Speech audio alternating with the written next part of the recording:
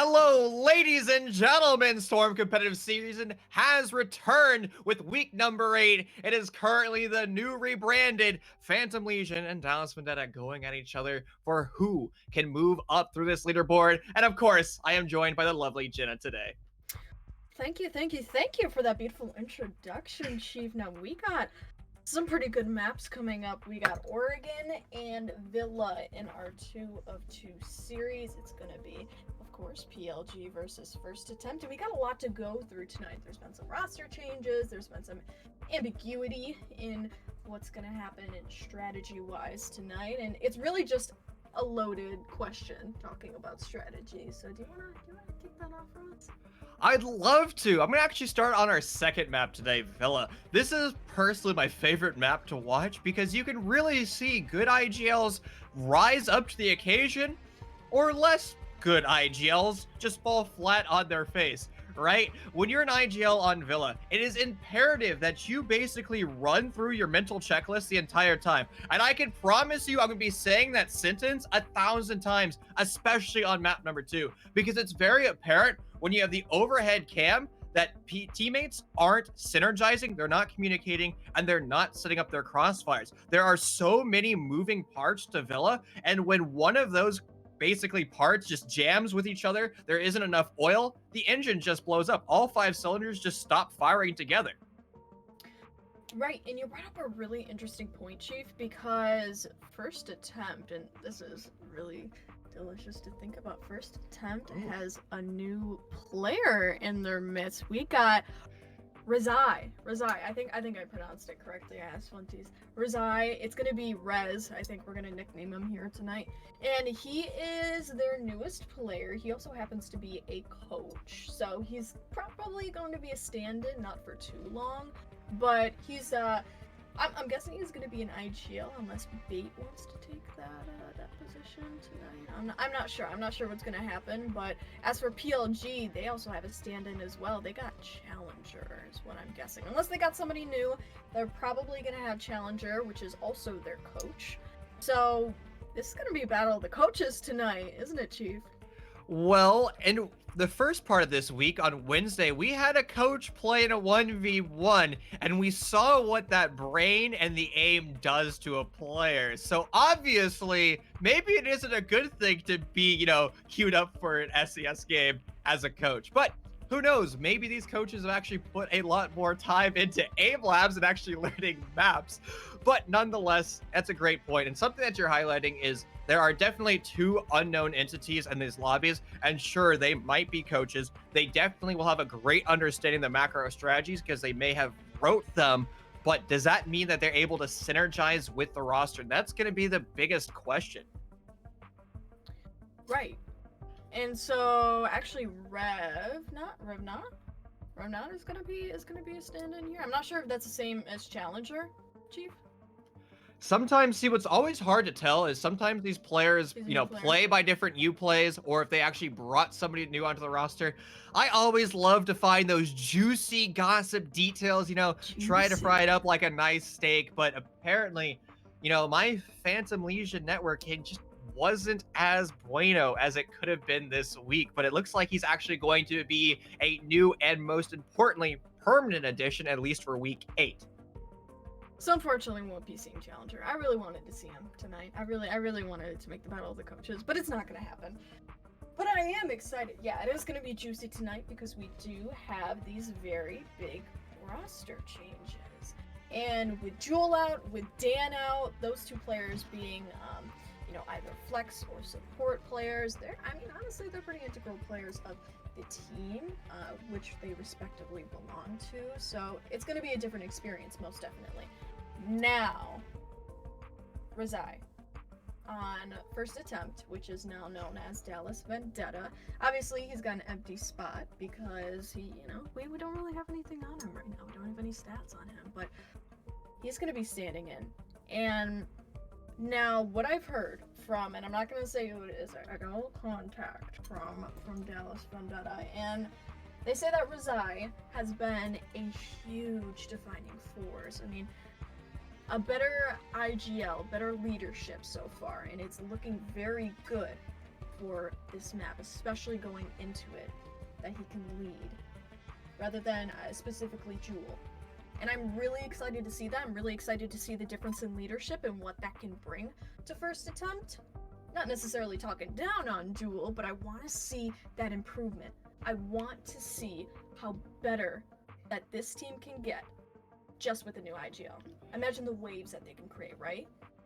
Yeah, it's actually a great way of putting it. And well, one of the best ways of generating waves is having a great, well, support staff behind you. You have Quickies and Hidden on the side of first attempt now, Dallas. And they also put a lot of work to this team. They're always VOD reviews, they're always creating macro strategies. And honestly, a lot of the recent success that the old first attempt roster has been receiving is because of those two individuals. And I love to highlight support staff because they're some of the most important apexes out of any team. But both of these rosters have had a lackluster showing in the first half of our season, and it's imperative that if they want to hit that top 6, they need to start winning, they need to start performing, and particularly Dallas, who's sitting at that borderline. If they win this entire series, earning their 6 points, that will leapfrog them into 5th place. Actually, that'll be 6th place because Pride has earned 2 points today. Right, and what's most important to note here is the fact that this is Dallas Vendetta's game to lose. It's not necessarily Phantom Legion's game to win, because let's say they do win it, you know? What are they going to gain out of it other than experience? They're at the bottom of the leaderboard right now. And of course, to no fault of their own, right? They took Renaissance? Renaissance? No, it's Renaissance. Yeah, Renaissance. They took their position on the league. So, of course, their record is not their own. But that also means that they don't really have a shot at the playoffs at the season. They're very hard stuck 12th. And then, as unfortunate as it is, they basically got to use this as one of those arbitrary, like, learning experiences rather than anything necessarily useful to, you know, springboard them into 6th place. We can hope, but 9 times out of 10, especially this late in the game, it's not going to happen. Which means that, again, this is why Dallas Vendetta has to have their hearts into it. This has to be a motivational factor for them, truly. Honestly, I would like to see Phantom Legion play every single game like it's a championship game. Hit for the fences, play at 1,000% every lobby, and just try to bully teams. You know, sure, maybe you're not going to postseason. That's fine. Have fun, win matches, and just kick butt. Because at the end of the day, I think far too many people forget that the whole reason we're here in T3 is to compete, but also have fun. Sometimes, you know, our goals and our goal ladders get adjusted a little bit, and maybe they're not as reasonable as they should be. And that's why you set a goal every single play week. You say, in week number 8, I'm going to win both maps. You know, week number 9, I'm going to win both maps. And you just work your way there. And sure, you may be not qualifying for postseason, but you definitely had an absolute blast for the little time you're here. Because again, they did steal a spot out of a team that was forced to lead the league because they forfeited too many matches. And you look, and you see that's my prediction right there. I said Dallas Vendetta would win. Well, I have a lot behind this. It's such a loaded question to talk about. Did you say Dallas Vendetta would win? Well, my stats aren't shown because a bad chief was a little bit late with predictions. He may or may not have put it on Monday right before the first map. So my predictions will not be up. But I have to go with my man, Bait, one of the best collegiate players. I have to give him my love. I also bought him lunch this week, so I have to, you know, I fueled him up, I fired him up, so hopefully that means he can click heads. Honestly, woo! Give him that energy to click the heads. Oh my god! Wow. Okay, yeah. But this is such a loaded question as to which team would win, and I think the simplest way was something that, you know, I obviously just touched on, was just the motivational factor behind it. It goes down to stamina and who can keep this, you know, aggressive running play up the longest. And I think it's going to be first attempt, because they actually have something to fight for. PLG doesn't really, you know, they're at the bottom of the leaderboard. What do they have to lose at this point, you know? But let's get into it, right? We got Oregon coming up right here, and it's going to be Thatcher. Oh, very universal. I know. Oh, Right, call it a crutch ban if you will, but it's Honestly, I've been really enjoying seeing unexpected. Mavericks available, particularly on Clubhouse. It's been really refreshing seeing Maverick tricking come on through. So maybe we're going to see a similar, well, lack of ban on Maverick here on Oregon and brown out a different hard breacher. But it looks like Dallas will be breaking my heart. I wanted to see the meta just shift up a little bit. Now, information operators have been rejected, just like Among Us lobbies, as you call the meeting. So most likely going to be a Valkyrie, potentially a Mira, but still, that utility consumption simulator operator of Wamai, he's getting vetoed. Utility consumption. Yeah, I think this really speaks highly of the previous meta, and what I'm gonna assume here is that there might be some default stratting going on. If we can, if we're gonna play from the previous meta and we're not really gonna move forward into this new age type of meta, then yeah, I'm definitely gonna assume that we might be seeing stuff from last season and potentially predictable strategy. And on top of that, we know that First Attempt specifically is a team that loves to play behind their strategies. They love to be, that micro, macro, whatever words you want to call it, Chief.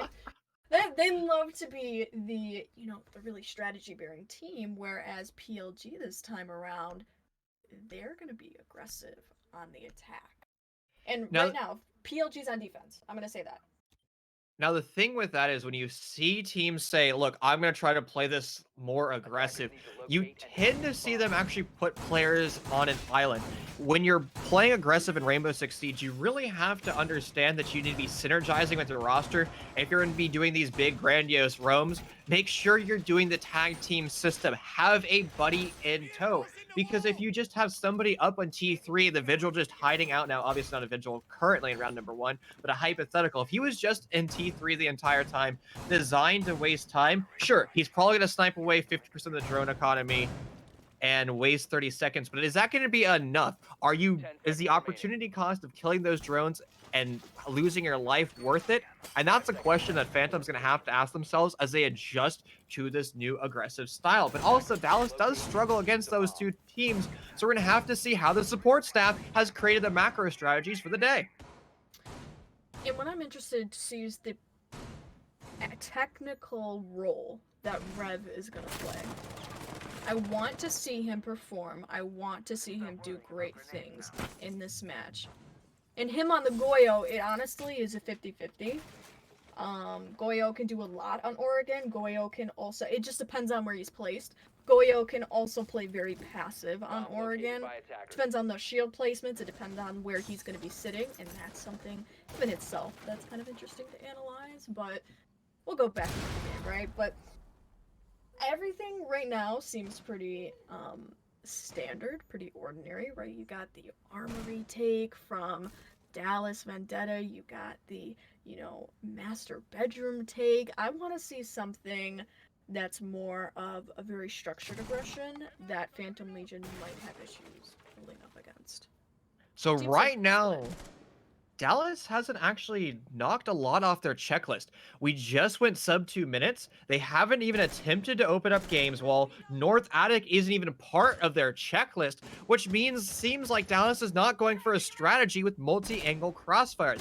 Now, we have seen in Pro League something very similar to this, where we actually start to see usually the planter rotate on over by big window, and they actually try to go for a dorms execute in the end and utilize game as a focal point of their crossfires. Now, that might be a mistake because you're forced to go through fatal funnels, and it looks like Casper is going to learn that the hard way. There's the big window rotate. The 180-degree crossfire has now been established, but at what cost? One of your primary entries removed, and this strategy might have been orchestrated a little bit too late.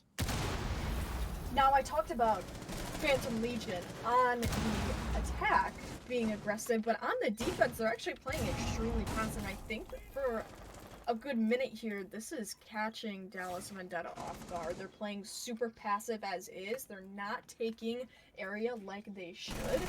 And for this entire team to basically be drilling and sitting on the objective, Dallas Vendetta should have a lot more area covered by now. And now, Rez, he picks up one. That's on Rev, unfortunately. You know, he's down, and Buzz grabs one of his own in the response, and it's generally back and forth, right? This is kind of the front of Oregon, but I want to see an explosive execute by the end, or at least a shutdown of that. This is going to be an interesting engagement if Flinties walks up, but it ends up being Buzz who finds the kill anyways, and it's a 4v1, right? It's been shut down at this point. Disturbs, he gets the last shot. So perfect execute, at least from the theory standpoint for Dallas. But where things went wrong was their time management. They understood that the Boa Constrictor Anaconda strategy was the play. But you have to be able to synergize with a team and push together. Your whole job is to choke out the defenders, put them in that kill box, and just start to crush the box. But if you're not actively applying pressure, well, your strategy is just going to start to fall away because the defenders are going to go for 1v1 gunfights and micro position. They might still have their back against the wall, but they, in theory, should still be able to win those. And well, Phantom did a wonderful job at that. So we're going to need to see Dallas be a little bit more active on their attack. And they said that they are good against structured teams. Well, Phantom had a hyper-structured defense, and Dallas was still failing at understanding where the moving pieces were. Right, I completely agree with you on that, right? Dallas Vendetta, they needed a little bit more oomph. They needed somebody to show up and make the first move, find the hole in the defense, and continue on. Antonija, you're right, they had an extremely passive play. And it could have been so easily taken advantage of, especially because it's in kids, a place that can turn so volatile and has a lot of attack points. But Dallas Vendetta, again, they didn't find the hole. They did not play smart. They did not go for those plays that, you know, albeit could be risky, but could have been so rewarding in the end. They kind of just stuck to their, you know, super default strat of, you know, taking this and taking that and going by a certain, you know, level of play, but they ended up letting Phantom Legion control the round. Kind of tragic. So I think Dallas is just showing their hand a little bit too much. They obviously know what they want to go for, but not opening up North Attic was a huge miss because, well, that's just going to say to everybody on Phantom, this is going to be a very linear attack from games, most likely going to be a big window extension and a rotate. That's exactly what happened. But if you basically try to get into the mind of the defenders and say, hey, North Attic is a potential avenue for us to push in. That's the most important thing. It's still a way for them to execute. They don't have to elect to go for that. And well, it looks like Dallas might be showing their hand again as they say, we want to take as much bunker control as possible. Now, Tarps is in their favor, but they're going to couple that with an extension from the North Stairs, and that is going to be one of the new additions, Flinties, the young gunner on the Astral, taking control of the boiler pillar. Definitely seems like PLG is not holding their ground at this point. They're definitely taking their really passive chances at this, giving up the area to Dallas. All Dallas has to do at this point is make the moves. All they have to do is start getting the kills, find the hole, especially in this Oregon Pillars play. It is so vital. At this point, you could even walk in and just get your kills. It's that easy. You can take those individual gunfights and win it out. I have faith in them at this point. Come on. They got this, okay? They just can't get fronted by those simple plays, like the flank from Triss, right? It's the tiny micro strategies that are going to be killing them, and oh my god, no! Triss gets the double kill! What's happening? Oh my... I've been calling this the SCS curse. Stop relying on pure and utter just air jabs. That is not good enough to watch your flank. And sure, you still have flank drones, but it doesn't matter when all 5 players are alive and droning sight, not looking at their well-flanked drones. Things are going to get even worse for Dallas as members of their rosters can continue to fall. But Casper's alive and active. He's going to continue to have his gun go burr, making it sing, making it rain. But as the clock works its way on down, the bomb's going to have to go on deck momentarily. They do have somewhat of a crossfire, but with Triss down on the deck, down but not out, things are looking better, but it's not going to be good enough as the fatal funnels were not dealt with. Phantom Legion goes up 2-0. Devil's in the details. the devil is in the details. Triss, I've said this before. I said this just before the game. When he shows up, the entire team shows up, and that's a prime example of that. He got the 2 kills that he needed. He found the round win for his team, essentially. He killed the 2 players that probably were going to end up being very huge impacts on the round, and there you have it. That's enough said. Enough said at that point. At that point, their push just fell apart. And so, Triss gets that play. The Grip Titans from PLG, they continue to hold their crossfires, they continue to hold their angles, and they win out their gunfights. But what went wrong with Dallas Vendetta? You were completely right in your assumption, right? You need to have more utility on it. And if not utility, put a body on it. You were up. You had your space, but you started stalemating. You started trying to get intel on Phantom Legion, and that's when you fell apart. They were all droning. They were just sitting there waiting to get killed. And look what happened. They got killed. Honestly, I'm going to put my frustration towards the X first attempt roster, but far too often in this league do I see teams utilize what I call lazy utility. Just putting an air jab down range and be like, our flank is guaranteed to be watched. We never have to think about it again. And I don't know how we're in week 8 and multiple rosters are still making this mistake. Even in the series today, we saw the mistake being made and teams are not learning. They're not adapting. They're not making those adjustments. When you have somebody called a flank watch, their job is to actually watch the flank, whether that is active with their gun up or passive by clicking through cameras. And it's Bosco on SSG. He doesn't do anything for the entire round until the last 30 seconds because he's been sitting in spawn or close to spawn or enough in a position where he put his air jabs down range. And that's it. He's gathering information for his team, and he's ready to pounce when his call is needed, when he sees somebody coming up from a drone. These adaptations have to be made quickly, and they're not, as PK is going to be caught out on a bad rotate because Dallas Vendetta has not done their due diligence once again. And like you said, that's your Nomad going down. So not that it necessarily mattered because Phantom Legion has their ways of getting around that flank watch patrol, but that's a vital character regardless of going down. I mean, Dallas Vendetta, they're still very much in this. They have control of top floor with around half the time left on the clock, which gives you a good amount of time to mount up and execute, but you still need to find the rest of the players of Phantom Legion, especially the ones who are roaming. And that could be a game of whack-a-mole. That could be a very dangerous game at the very least. You have Buzz sitting right below you. That could be huge on him to make a good play, but no, he's actually going to go back to the objective. Regardless, you got PLG, players of PLG closing in on Dallas Vendetta, and I have to wonder, do they know? They do, though, because Triss gets taken out by Flick. What execute is Dallas Vendetta actually going to go for? They're going to try to go for a box plant in the B bomb site. Now, they have enough vertical destruction to have themselves be successful. And the most important piece of the puzzle has already been created. That is going to be the Zulu vertical holds, which means anybody on Phantom Legion that attempts to push on through, they're going to have to challenge that incredibly oppressive angle. So most likely they're going to have to work their way up the white stairs if they want to find themselves with a round of victory. They can also start to click heads, but it's going to be Dallas starting that off once again as Buzz, one of your primary offsite members, now being felled. The bomb's going to attempt to go down the deck, and there's no answer whatsoever by any of the defenders. They have smoke grenades, they have nitro cells, but they're not gonna go off. The body bags are gonna start to be collected. This is now just a 2v4. Smoke with an SMG-11 in hand. He knows the vertical destruction could be his undoing. He's gonna elect to go for a take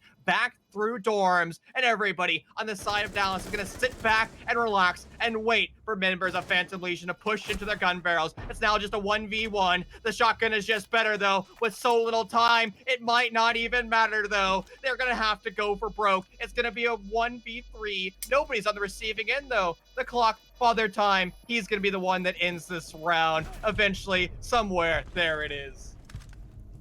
And there you go. That is how a take on Kitchen should be made. Vertical destruction all out. And I'm so happy that Dallas Vendetta saw that. They took their opportunity. They got control of top floor. They waited it out. They didn't even have to get any kills by the time they took control of top floor. There wasn't really any definitive roam presence there.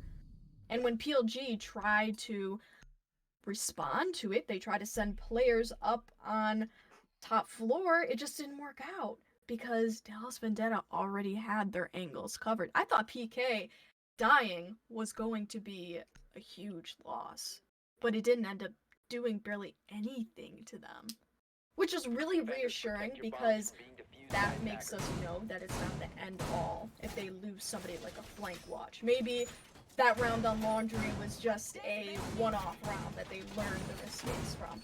Maybe this is the amount of a back for a 2-2. But now we ascend onto kids once again. This was played on round 1, so of course it's not new, and it's something that Dallas Vendetta can take the opportunity to adapt to. So this really puts their adaptability factor to the test and shows us, hey, are they going to do anything to switch around the script? And already you can see that they are. They got PK out. That's going to be a good tool in their toolbox, but I have to have their macro strategy change. Operator lineups is a good aspect, though.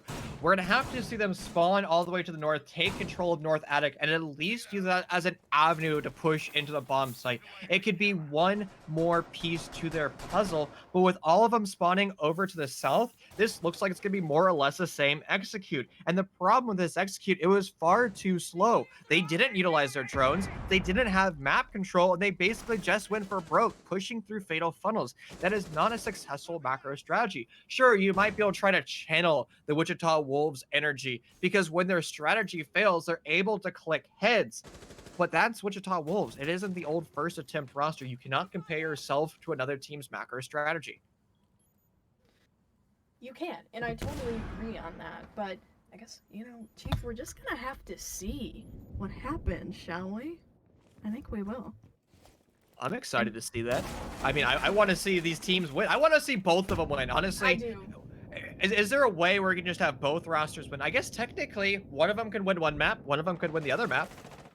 Right, it would be a tie. I have loved both of these rosters. I love these players, and they're such amazing players that have their own histories, and I mean, not to get all sappy, but I do.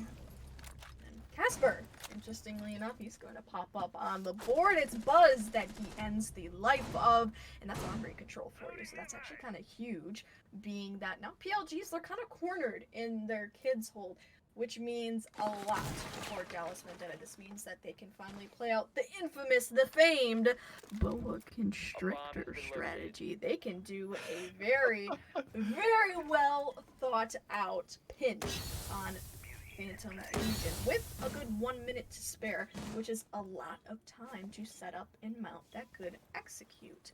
However, if they don't find the pressure, if they don't find their cunning ability to get into the objective and get the kills, then it's going to be a round loss easily. They're not going to find. They need to get the pressure.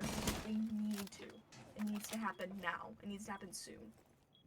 You're talking about the Anaconda boa constrictor strategy. They had it set up, and then they put all of their teammates over in big window. There were 4 of them lined up. You literally jinxed the entire execute, and then now Dallas and Vendetta has learned that, hey, maybe this is currently not the play, so they're going to start to change things up. But the adaptation might be a little bit too late, as Casper's now going to be felled. It's going to be a push into the bomb site, but the pocket F2 is going to start to go burr. Everybody in the lobby is going to attempt to pop off, trying to find their ones, trying to find their frags, and with bait almost with a bomb down on the deck, it's going to be a miracle play for the Vector. There's half the puzzle solved, pistol in hand, shots exchanged, with no real damage being taken. Lives are still at stake, and it's going to be bait, the support IGL, with the clutch, and you said we're going to go to a 2-2 in round 4. Jitta, you have read everyone's minds.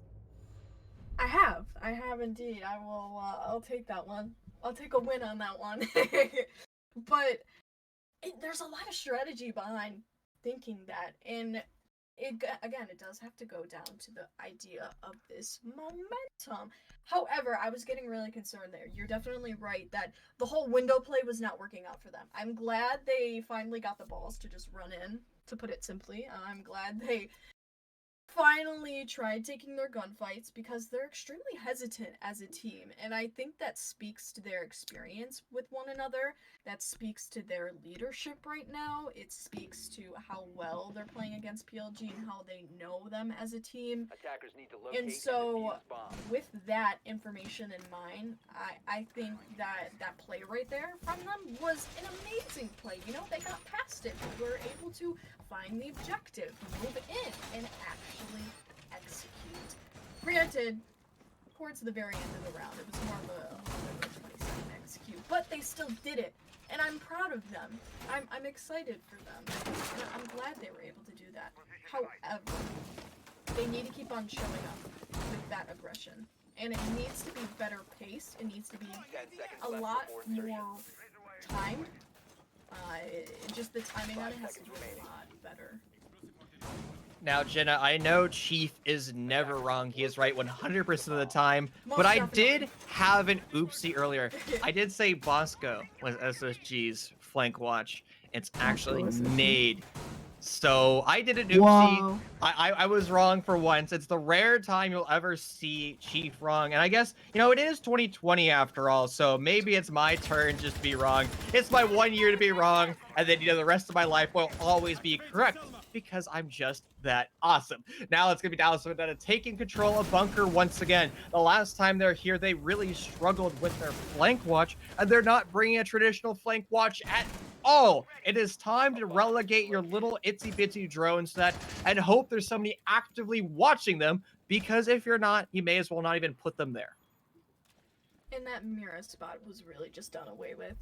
That's unusable at this point, and I'm really sad that it's unusable. Now, they won't be able to collect their kills on that. It was more of a time waster than anything, as Buzz goes down to Kali, the amazing sniper at Attackers have PK. located a bomb. But it was more of a time-wasting ability than anything, and I like that Dallas Vendetta was able to get around it because that speaks to their structured aggression. And now if they keep up this pace, I really think that they're going to get some movements going on. Now, Flinty, he's the lone assassin. I'm liking this whole lone wolf deal because that means that he might be able to catalyze a good push. This might be a similar thing that I've seen from TSM with Mr. Combo as he drops down the hatch.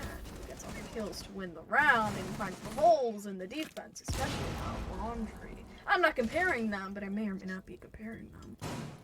Now, Flinty's been a little bit passive in this series so far. He hasn't really found the impact. He's been utilized as a spearhead to get map control, but when it actually comes down to the executes, he tends to be losing some of these gunfights. And I think it's just coming down to micro positioning, and will Dallas Vendetta not doing their due diligence in those dying 20 seconds of the round, having enough information, because he's a phenomenal mechanical player, but if you're providing him with information, he's going to go even more bananas. Bait's going to tease the bomb, putting it down for 1 second. This is going to force Phantom Legion to leave their hidey holes, attempt to get aggressive, and start to send most of their utility downtown. More smoke grenades going to go off, but looks like Bait's going to hold it until the Nitrocell confirms his demise. This is going to force Dallas to leave their own holes and leave the bunker. They're trying to find the kills. Flint's is going to fall on his action, trying to save his teammates, and it looks like the plan over by E-Box is not the play. They're going to have to go for gunfights. They're going to have to remove the position over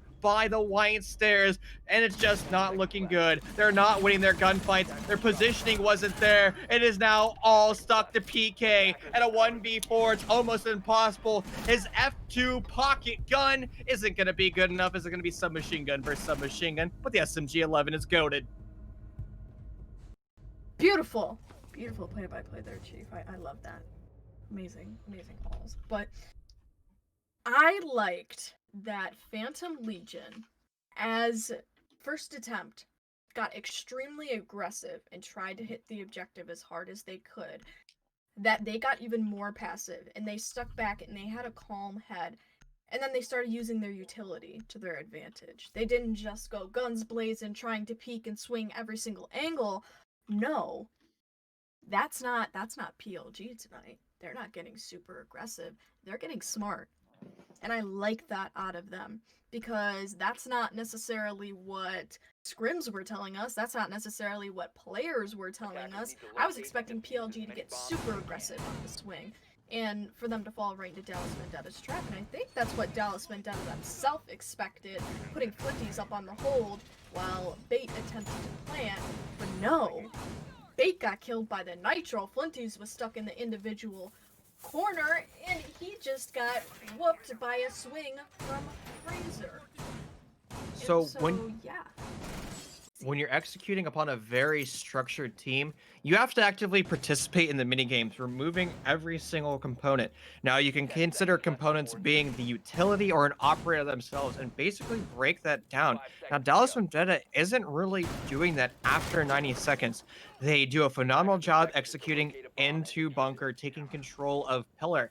And then after that, they're just leaving so many mini games open. They need to set up crossfires. They need to deal with utility. You saw Bait attempting to do that as he was, I hate to say this, baiting out nitro cells and smoke grenades, but it was a little bit too late. They didn't do that in the early parts of the round and had a decent amount of time to go for their executes, but they're just starting to rush. They need, again, remove power positions, and those freezer stairs is a great way of doing it. Just have a flank down the stairs. That threat alone will change the gun barrels of the defenders, forcing them to say, who is the bigger threat? Is the on-site execute or the bigger threat, or is the flank the bigger threat? Looking into this round, this is the last round of this roll spot before we see Phantom Legion on the attack, which is something I'm most definitely going to be over-analyzing and that I will love to see every second of. However, we see there's a round to go, and you see first attempt sitting below. They're trying to capture out the kitchen while Giorno plays above. He's trying to play whack-a-mole at this point, but PK finds the first kill. That's from on to Disturbs. And Disturbs running out, question mark? Or was that, oh, he phased through the wall. Love that for him. Yeah, so Buck was shooting through the floor and somehow his body got yeeted outside. I mean, obviously he wants to separate himself from his teammates, just at least for this round. Well, he will be relegated to camera watch, so I guess an outside position will be a phenomenal way of doing so. Now, have the attackers actually accomplished enough, though? It seems like they have a good understanding, once again, of how to execute onto dorms. They've set up part of their crossfires, and with Flinties working his way up the white stairs, their power positions are going to get better, but they still have to alleviate the pressure of somebody prone over in games, and it looked like it was Revnot who was tasked with that duty. Now Trist was attempting a flake, and he'll be successful, and the lobby, the scoreboard is going to start to be lit up as both teams find their impact, but it's still the attacking orange team in control with their man advantage, pushing 40 seconds. Indeed, you are correct, but it's a 3v3 as Giorno picks up one. He gets it off of PK. As Flinties, his damage is being dealt, and as time ticks down, you can definitely see that Phantom Legion is catching on to what Dallas Vendetta is giving them, and it's already a 2v2. Rez finds his way up into this, I believe this site. Yeah, he's gonna plant now as Flinties is right next to him, trying to hold, but he does not hold from white stairs. That's the unfortunate bit as Rez user down. However, will he be able to get the kill? He grabs one, and oh my god, this is a lit up scenario, and no, it's Giorno. He gets the final shots off of the SMG-11, downs Rez, disables the diffuser. And it seemed like First Attempt has done everything correct once again. They know what they want to do. They have it down in theory, but they just struggle when they synergize and push together because they're not pushing together, they're pushing as individuals. And it honestly looks like they're playing not as a cohesive unit, but as individuals, again, pushing separately. Remember, if you're an engine, if you're an inline 5, if you're not firing together in the same frequency, you're just going to have a piston go through the block, and you're not going to be, well, you're not going to have a car. Your car is just going to have 4 wheels and no engine. Your engine and your car have to synchronize and be all together. Now, fortunately for the old First Attempt roster, though, they are now going to defense. So their synergy, once again, is going to be a different aspect of it, but nonetheless, they're still going to have to play as a cohesive unit. not only a cohesive unit, and that's a really great point you bring up, Chief, because not only a cohesive unit, but an aggressive unit that plays very well together off the frags and off the refrags specifically, because what I'm seeing from first attempt on their attacks is that they have everything set together. You're right. They have all of their intel, they have all of their utility down, they even get the kills at the beginning of the round, but as time goes on, they begin to fall apart because they don't really know how to structure the execute, and that really goes down to your hesitation. That goes down to your leadership in the game. I feel like the calls there were really divided, were really kind of mixed up for them to be stalemated, be sitting there for an upwards of 30 seconds and to not have done anything when they had the obvious advantage on the objective. They had a player up, they could have gone super aggressive, and that, again, that site is a site where you can get super aggressive, you can make good pinches, but again, they all kind of did the same exact push, which was, you know, all cramping up on the window, the big window, and they said, okay, well, let's get up on this window and I'll move in at once. They did not do that, unfortunately. They had one on white, one not on the window. It was a cluster of everything happening, and you're right, it was just not, it wasn't together. Where's the communication? This is a perplexing strategy coming out by Phantom. 4 individuals on their team are currently in spawn, droning in 1. That doesn't seem like the best use of utility, but they have confirmed that T3 and the majority of the second and first floor are free, so it might actually help them. It's just something you don't see every day. Now, obviously, the drones did not catch Flinty's playing on the back north stairs. Shots exchanged, and Tristan is going to be the loser of that engagement, losing about 50 HP. The important thing is he's still alive and active, and to help Phantom Legion out even more, E-Box Hatch has been opened up, which means one important flank route avenue for Dallas Vendetta has been shut down for free. It has. And PLG seems to be going on that vertical play. I mean, they also have a little horizontal tones in it, but no, Bait! Bait, he finds the shot with amazing SAS. Shotgun Buddy gets responded upon. It's served to find one, but it's a flurry of kills as Flinty finds one. Will he get another? And no, it's not Buzz to go down to Flinty's, but wow, the communication on Dallas Vendetta, they're really on top of their game. I'm really liking that. What is concerning to me, though, Bait was the first to fall. He is the smoke and the best operator at wasting and delaying the push. He has smoke grenades that can shut down 30 seconds worth of execute. And with all those in his back pocket being surrendered into the nether realm, it's going to slow the defender's ability to actually understand where the push is coming from and shutting down that diffuser placement. But Flinty's is also doing a wonderful job of that with his 416 carbine alone, but his micro positioning might cut him out as he's currently relegated to Harry Potter. It's gonna be a free kill unless Rez is able to go for the wide swing. There's the death and destruction that everybody loves to see, as it's going to be the Bearing 9 popping off as it's 2-2 with 10 seconds. Diffuser gonna have to go down on the deck, and it does Casper know the flank from the long corridor is gonna be his undoing. Ginorno on the triple kill. Diffuser out of no man's land, and Dallas is able to save the round off a brilliant flank, not dotting their T's and crossing their I's. I said that backwards, didn't I? Whoa, that was a loaded round. I mean, chaotic, absolutely. There's not a lot to pick out from that, other than maybe the beginning of the round, which, might I add, kudos for first attempt being able to waste a lot of time, Flinty's especially, on part of PLG. They did a wonderful performance there. That was an escapade, to say the least. Holy Chief. That was an escapade. However, I do think that there was a lot to be had there for PLG. They were not very aggressive as they were supposed to be. They were kind of swinging things and being aggressive when it wasn't needed, and they were also turning their attention to things that didn't necessarily. And then when it came down to it, it was lost a lot of bad.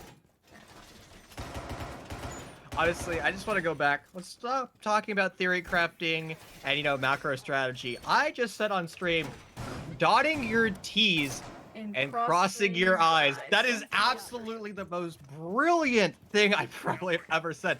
And remember, Chief is never wrong. But it actually might be nice to kind of think about that in Siege perspective.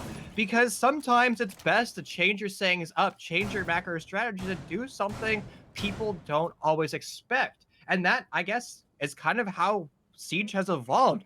When Utility Consumption Simulator came into effect, nobody expected that because they were used to dealing with the drone denial meta. And when deployable shields were oppressive, it took players a very long time to actually adjust to it. And whoever came up with that, thinking outside the box, was absolutely brilliant. So maybe we do need to have a change of our positioning and where we think and look at things.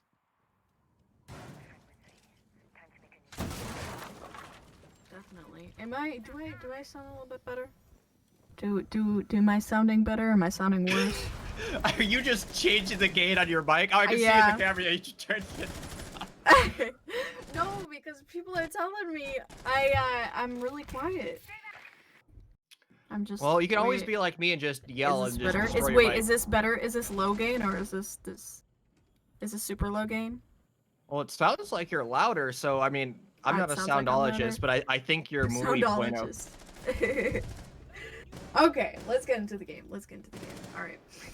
Buzz! This gonna be the first one to go down. That's really bad. Especially because top floor is that... I mean, top floor, to be fair, is not necessarily the floor that flanks are super apparent on. So, not the biggest player to lose, but it's still a lot of utility going down. You never want to lose Nomad first. Rev, though, is going to go down as well. And specifically, you don't really want to lose any attacker at the beginning, but I do like this split push that we have here. However, Flinties is going to be on the flank for Giorno, and Giorno, the man with a plan. He's a lone wolf. A lone wolf Habana trying to push into the objective. I'm interested to see what he's going to do, especially in cohesion with Disturbs and Rev. But there's still a lot to be had on the side of PLG. They got less than 1 minute to go, and they're still sitting in that trophy area. But no, it's PK to find the kill on Rev. It's a C4, and oh my lord, it's lots of kills on the board as PLG finds their way to the top. Jordan finally got into the objective. Will he be able to get into bunks and find the kill on Casper? Only time will tell. However, Disturbs has got the diffuser right now, and it's not Giorno to find it. However, it's Rez, but that's a refrag for you, to say the least. Casper's the lone defender up on the board. He got Triss sitting on white, and he finally gets the kill with Sophia's AR. Triss just dropped a nice shot, thanks, no problem to himself. I mean, his shot was absolutely impeccable, and Dallas Vendetta did just about everything right in that round until they got too aggressive. There was 45 seconds left on the clock, and it seemed like their patience just fell out. They had no idea what they wanted to do. They just wanted to start to click heads. They got too jittery. And that's something you can't have if you're a defender. You have to be very conscious of the clock and understand where the attacker's push are. Because if you get too aggressive, you might lose your entire roster at the snap of a finger. And you were correct. It seems like Phantom Legion is prepared to play a very aggressive style of Siege. Not even... Okay.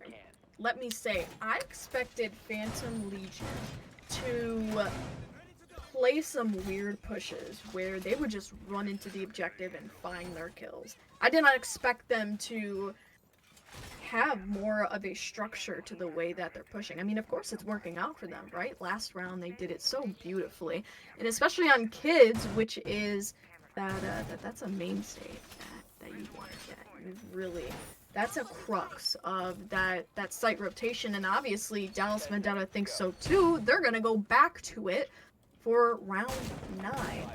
And I'm excited to see how they are going to adapt. I'm excited to see what Phantom Legion is going to do in that response. I can't imagine that Phantom Legion is going to pull out the same exact push, but I can imagine it might be something similar where we see a lot of strategy-based play, a lot of good communication. It's definitely a 180, though, from what we've seen before from Phantom Legion, where they kind of just fall apart, especially on Laundry, where they just kind of got picked off and a lot of stuff went on, and by the end it was chaos. And yeah, but I think that this round they're gonna pull out some improvements. Yeah, Chief, what do you think?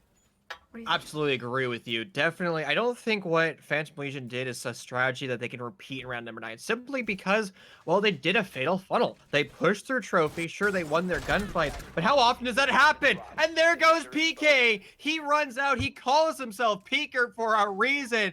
And who needs the run out timer changes when you can just throw a Valkyrie camera on the bus and go for broke? Phantom Legion needs to be prepared for that level of aggression. That is one of the most common spots to be. That is a ranked style of play. One of the oldest tricks in the book. Another old trick is going to be the flank up north stairs. There are drones very close to Finty's position, but he has not actually been confirmed yet. He's going to find himself in an engagement with somebody in North Attic momentarily. Oh no. Okay. He gets off. No, he doesn't! Oh my god, and it's flank. He picks off Giorno. Oh no, that's your 2 heart breachers. You do not want to lose them, especially Giorno on this play. Giorno, the big man playing in Attic. That really just spearheaded the win right there for Dallas Vendetta. Because if we remember from last round, Giorno was that big. I mean, he was the presence moving into Attic. He was the executor. He was the pressure that Phantom Legion needed to shape up the round. And look, now he's gone, and Phantom Legion are now falling apart. They're playing extremely passive. They're getting super hesitant. They're waiting for first attempt to peek them. But you gotta remember, first attempt, they're on defense. So they don't have to peek them. They don't have to get aggressive whatsoever. And that's the beauty of it, because Phantom Legion is waiting out a dead game, and they're about to pull out the 20-second execute, as Flinties finds a double kill for Triss this time. So almost all has been lost for Phantom Legion at this point. They're at a really rough go in the round. You got 20 seconds left on the clock. Nothing really much to do other than wait it out. Phantom Legion is spread out and lonely. They're going to have to reunite with each other to win this round, or they'll reunite in the grave. And with Father Time removing every second from this lobby, it is looking like this is going to be Dallas Vendetta's turn to win another round. There's no answer whatsoever from Phantom Legion, and it's going to go down to the clock. A huge oversight on the side of Phantom Legion. They were playing as individuals and punished as individuals. It is absolutely imperative when you're executing on any bomb site in Oregon that you synergize and play together as a team. Because if you don't, you're going to find too many of your teammates alive and active and not synchronizing their execute. And sure, going into that with a 2v5 with 10 seconds left on the clock is almost impossible, but it could be a little bit easier if you push together as a unit and a team, trying to rely on crossfires and move the defense in those dying seconds of the round. But we never saw that level of coordination. I'm not liking how quick Rev dies in the round. He is a hard breacher, but I still have to question, what is he getting done in the round? What's happening to him? Especially from last round, you had Giorno down too. He was a big presence in the previous round, and now poof, he's gone. And look what happened. It's those tiny little plays, it's those micro strategy plays, if you want to put it that way, that catalyze your entire macro strategy. It's those little tiny mess-ups in part of Dallas Vendetta that Phantom Legion has been able to take control of if they have, you know, the players behind it, if they feel confident in the way that they're pushing. However, there's been a lot of hesitation from the side of Phantom Legion. And I have to wonder what is going on communication-wise with them. Are they melting down? Are they keeping calm? Is this an emotional game? I really want to know.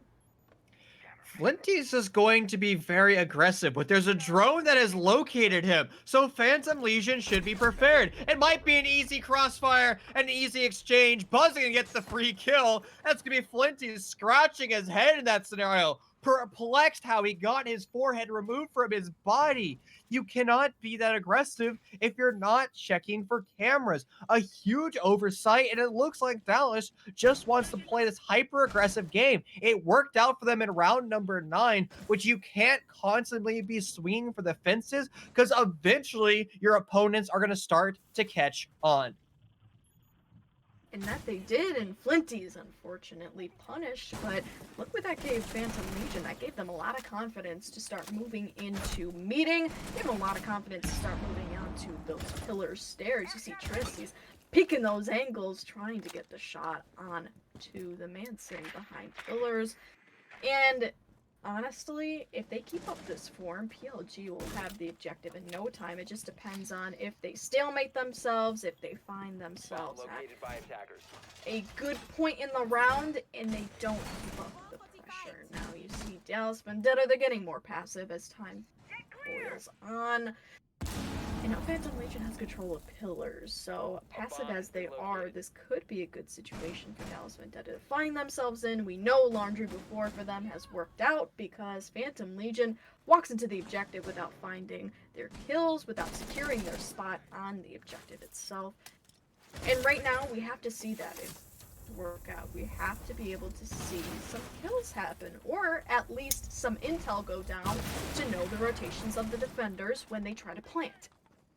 There is far too many nitro cells on the side of Dallas Vendetta. We call this the call center from hell, or nitro cell bonanza. And Phantom Legion has to be very careful when they leave E-Box, because if they aren't checking their corners and they aren't prepared for a nitro cell, well, their legs will be removed from their body. Now, PK, I guess, is kind of on an island, so his nitro cell is going to find a little bit of a hard time finding its target, but it looks like the clock is going to be the bigger enemy in this round for Phantom Legion, since they haven't actually set up much of anything. They're attempting to go for a very linear push, and the fatal funnel is going to be their undoing. Now, the bomb is going to be put down on the deck. The first nitro cell is going to go out. A second is going to rain out. The first missed its target, but Phantom is just going to win their ones. But it's now just a 2-2. The clock is once again going to be their enemy, and they're going to have to find Broke. They're going to have to find the kills, and they will be successful in that endeavor. Phantom Legion moves to match point.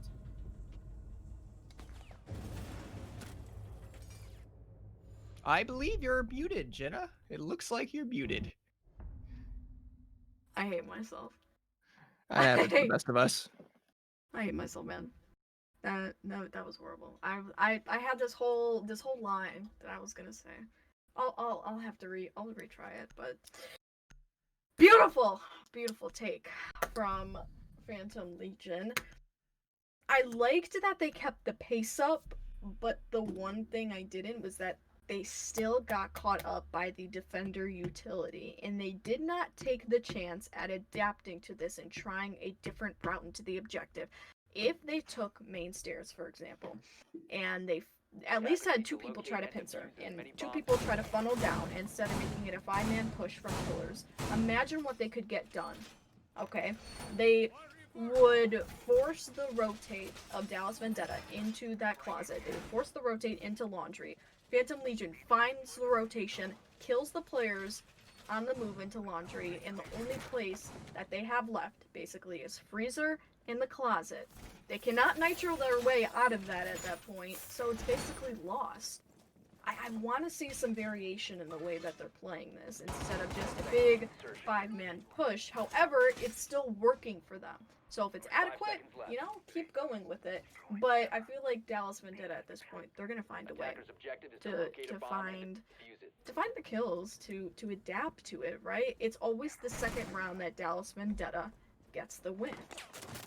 I always hate that mindset, though. Just because it worked doesn't mean it was a good strategy or it will work in the future. You hear this a lot when you're playing ranked, where you're just like, oh, I flew out a window. It works, so that's obviously the 100% end-all be-all solution.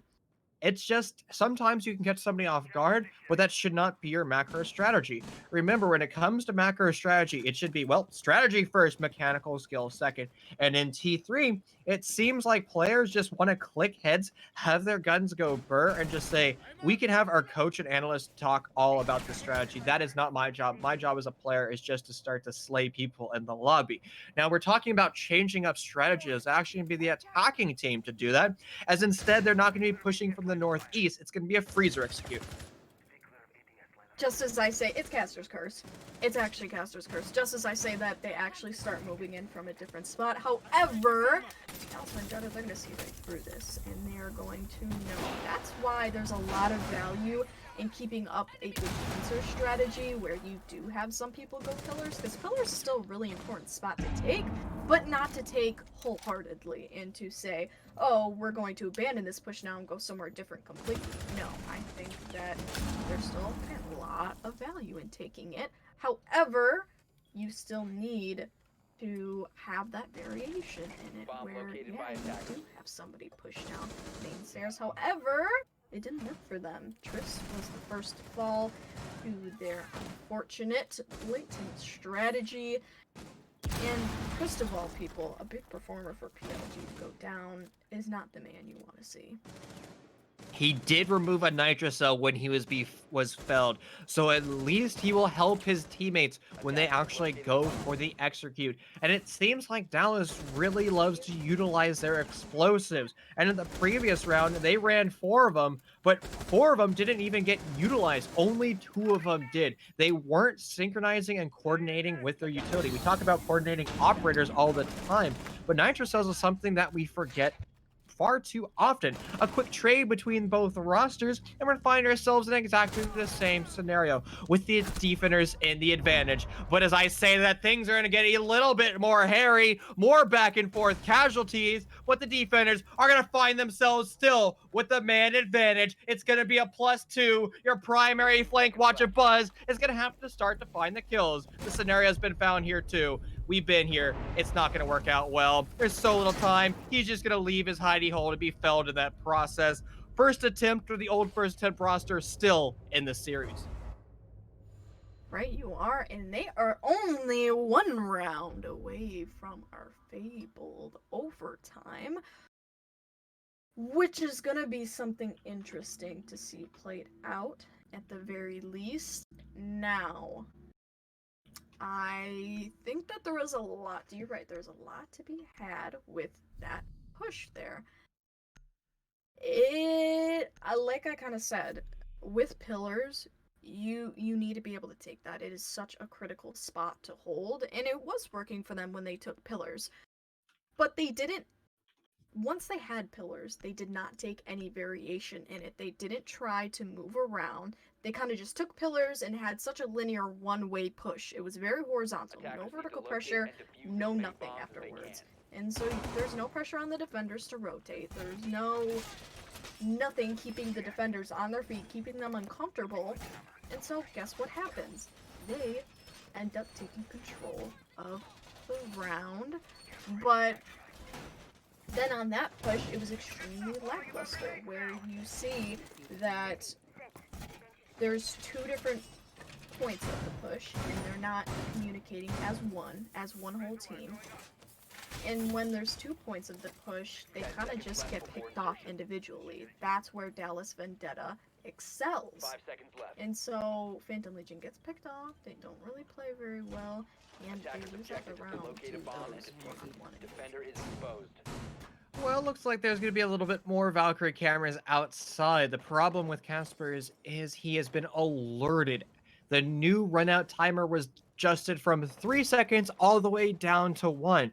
So anybody on Phantom Legion will be aware that there is a camera somewhere towards the south. Now, throwing it up on that little radar dome might actually be enough to keep them on their toes. And we have seen a few IQs in this lobby, but IQ will not be a factor. There goes the camera, shot away a little bit too predictable. I'm always a fan of the windmill camera. You put it very high up. It basically gives you a bird's eye view of everything that's happening on the south, but as well as on the roofs. And you can get very aggressive, catching somebody off guard, potentially on a T3 rappel.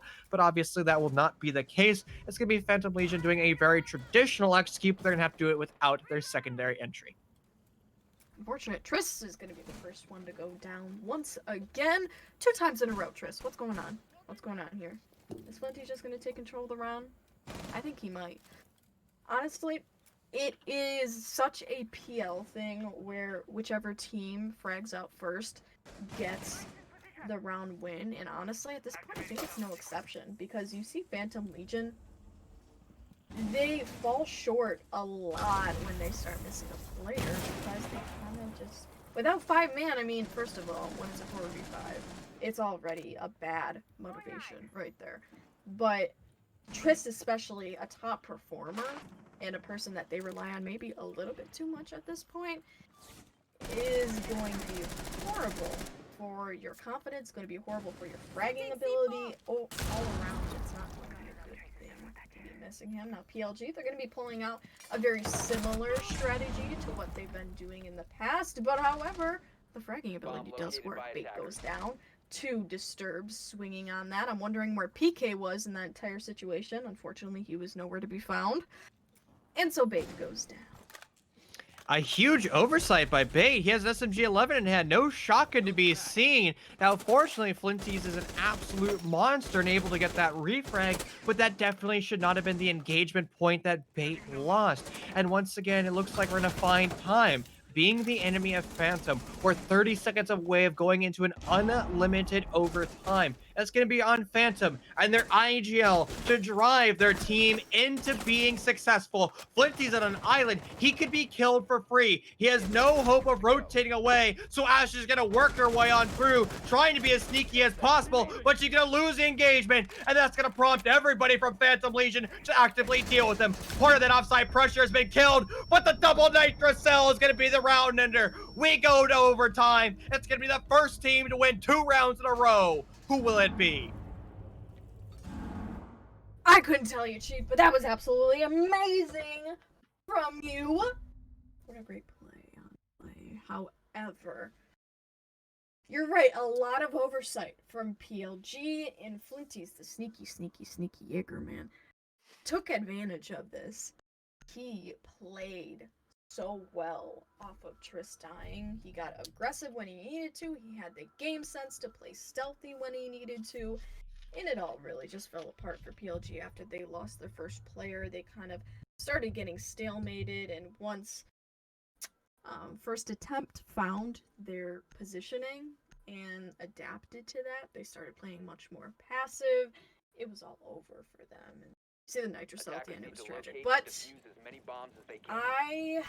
I think that Phantom Legion needs a lot of forward intel, and they need to be able to act on that intel rather than just trying to go around it, trying to ignore it even, and getting punished for it horribly. They need to have a set roam clear, especially for Flinty's, a man who has been showing up absolutely, especially in the last round on top floor. Now, traditional wisdom will say that, starting on defense first in overtime will be the best possible position.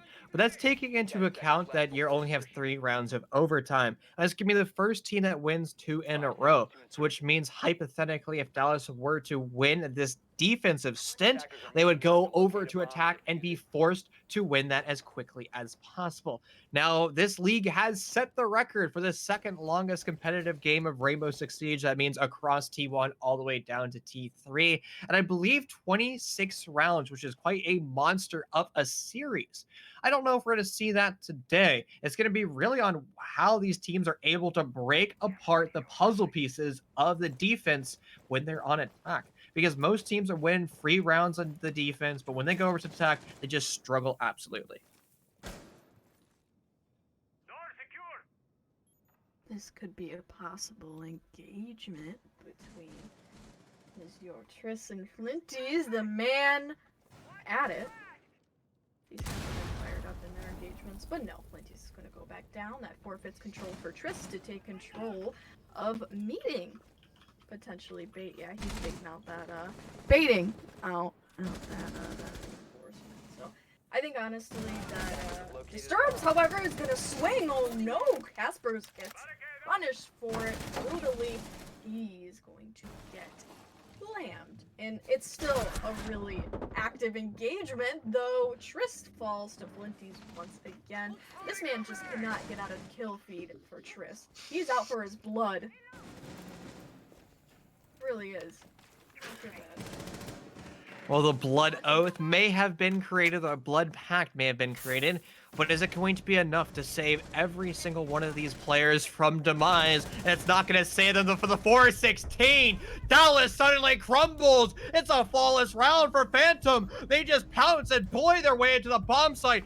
It looks like the old first attempt roster was just not prepared for that level of aggression. There was no coordination whatsoever as they just sat in their holes and were killed for free. And this was the aggression that I was talking about that actually worked for PLG. Especially Flinties. He found the hole in the defense of the one and only first attempt. He swung on it, he got the kill from Casper. That was a huge catalyst in giving confidence towards PLG, or first attempt actually, sorry. First attempt. And you give confidence to them, and they take that inch and they go a mile with it. So then they start fragging out, right? They start getting on the momentum. They find their kills, and there's just no stopping them once they get rolling. And that's the beautiful thing about PLG. That's the So, yeah, PLG, right? Yeah, PLG. Yep. I'm So- getting mixed around here because the match point thing. It happens to the best of us. Now, one thing that I think is super important to realize is most of the defenders have lost upstairs at least some of the attacks. It seems very inconsistent for the defenders, which is actually why we're seeing basement be the primary bomb site here into overtime. And the reason for this is there's no way of setting up vertical holes whatsoever. Pretty much the entire basement is a hard floor, which means the two hatches, technically three if you consider the one to the south, but it doesn't really provide an angle or an avenue into the bomb site, or at least a crossfire. So that's going to force the attackers to either use E-Box as well as Freezer as your vertical apexes, or just swing and go for the fences, trying to just bully your way into the bomb site. And if Dallas is able to utilize the energy that Phantom had in the previous round, it could work out perfect. But a solo entry was not the play, and the primary entry of Dallas has been shut on down. It has. This is definitely not looking good for Dallas Vendetta already, especially with that overtime match point looming very heavily. With about 1 minute already, we've got a lot of engagements potentially happening. It's PK to find Trist right behind that mirror window, so they do indeed take control of bunker. You got Disturbs though on the spawn. It's Casper to go down. Fate, Rez, PK are left up on the board. They're putting heavy pressure down towards Pillar, something that we can most definitely expect. But the question is, what are they going to do with the rest of the time in this round? They got about 130 to play out of the 3v4 situation, so most definitely still winnable.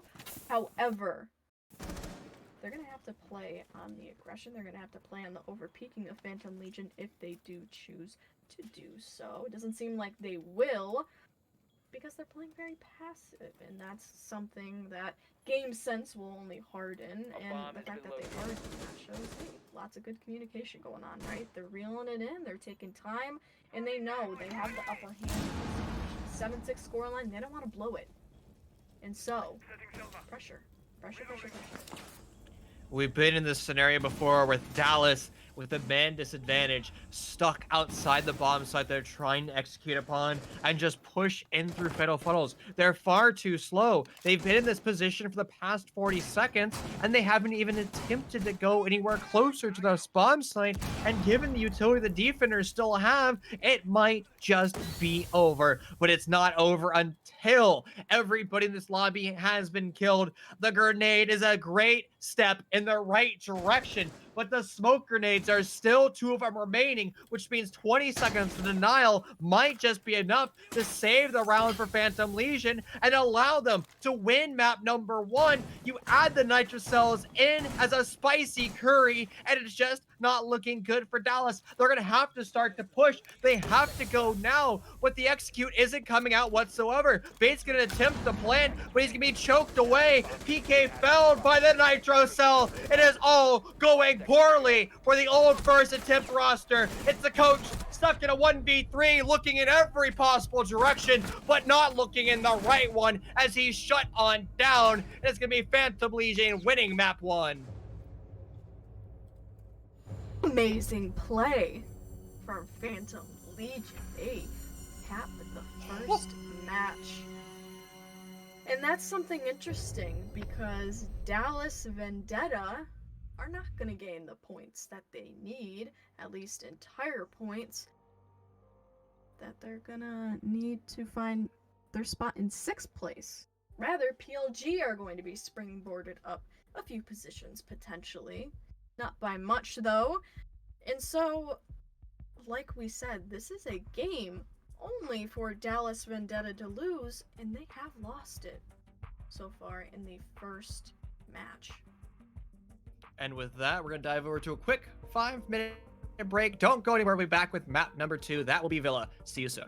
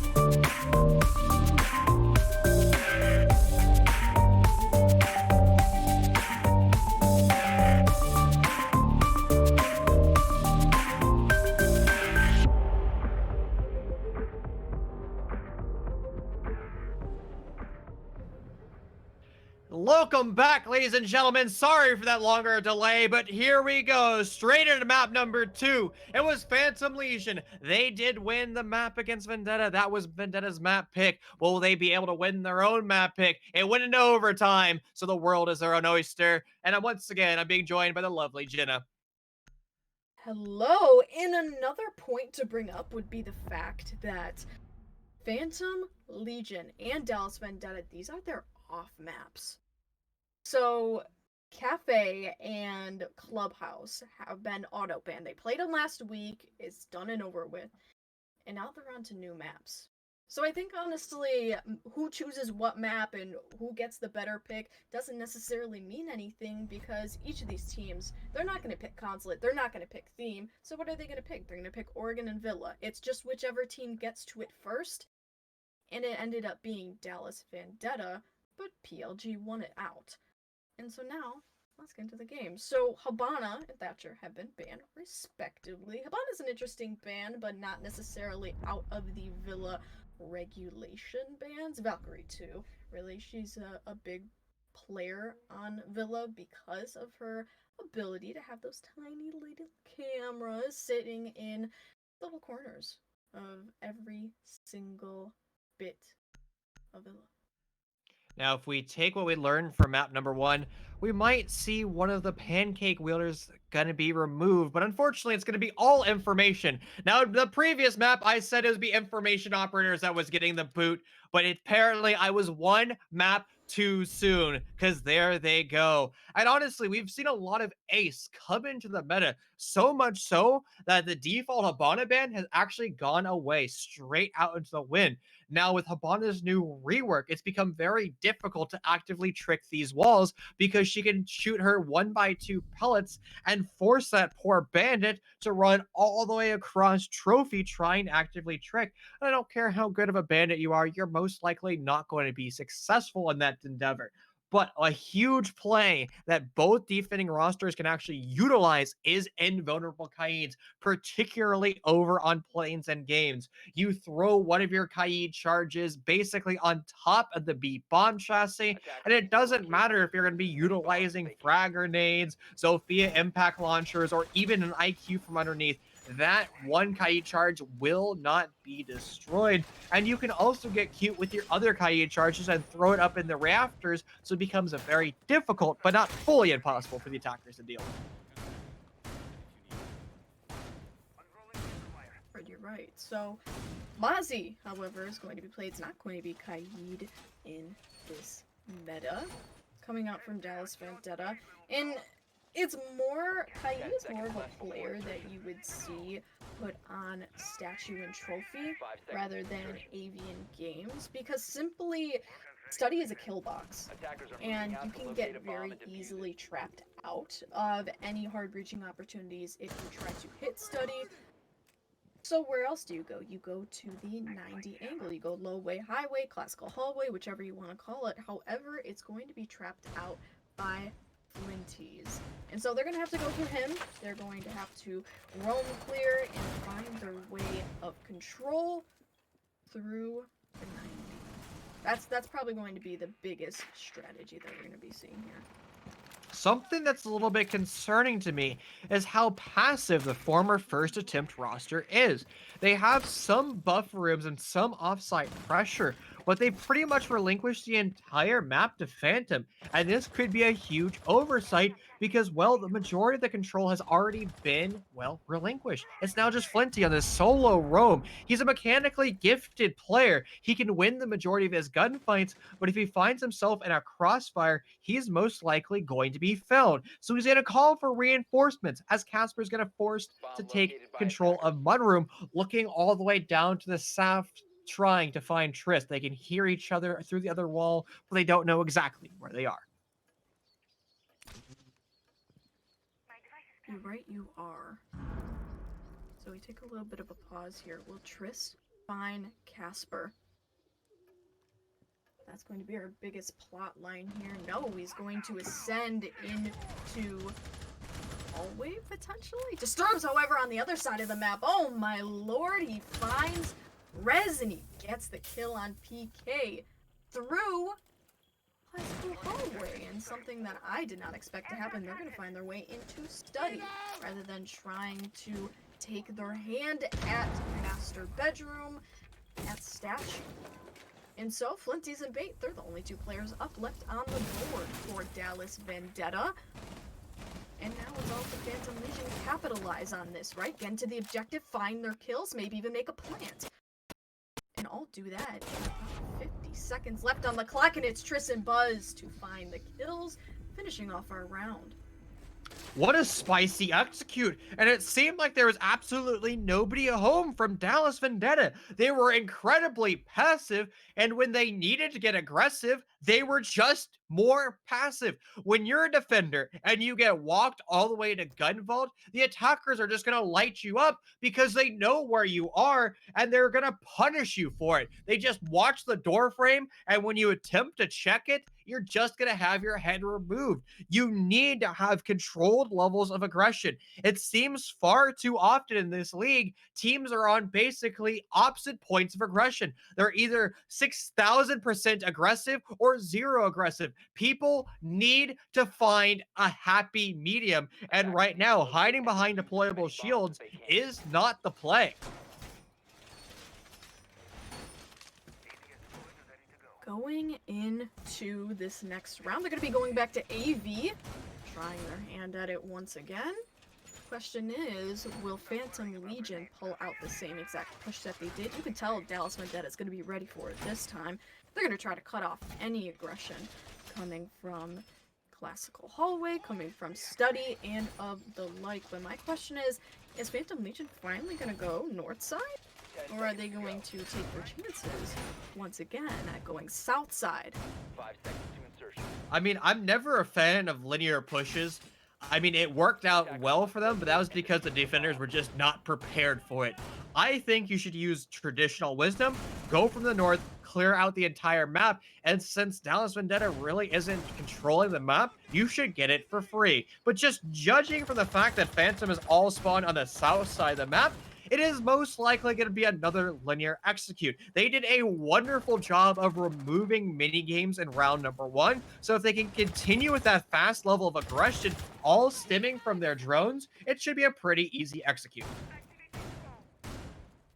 It should in theory, but will it? As the narrative continues, we might not see the same exact thing.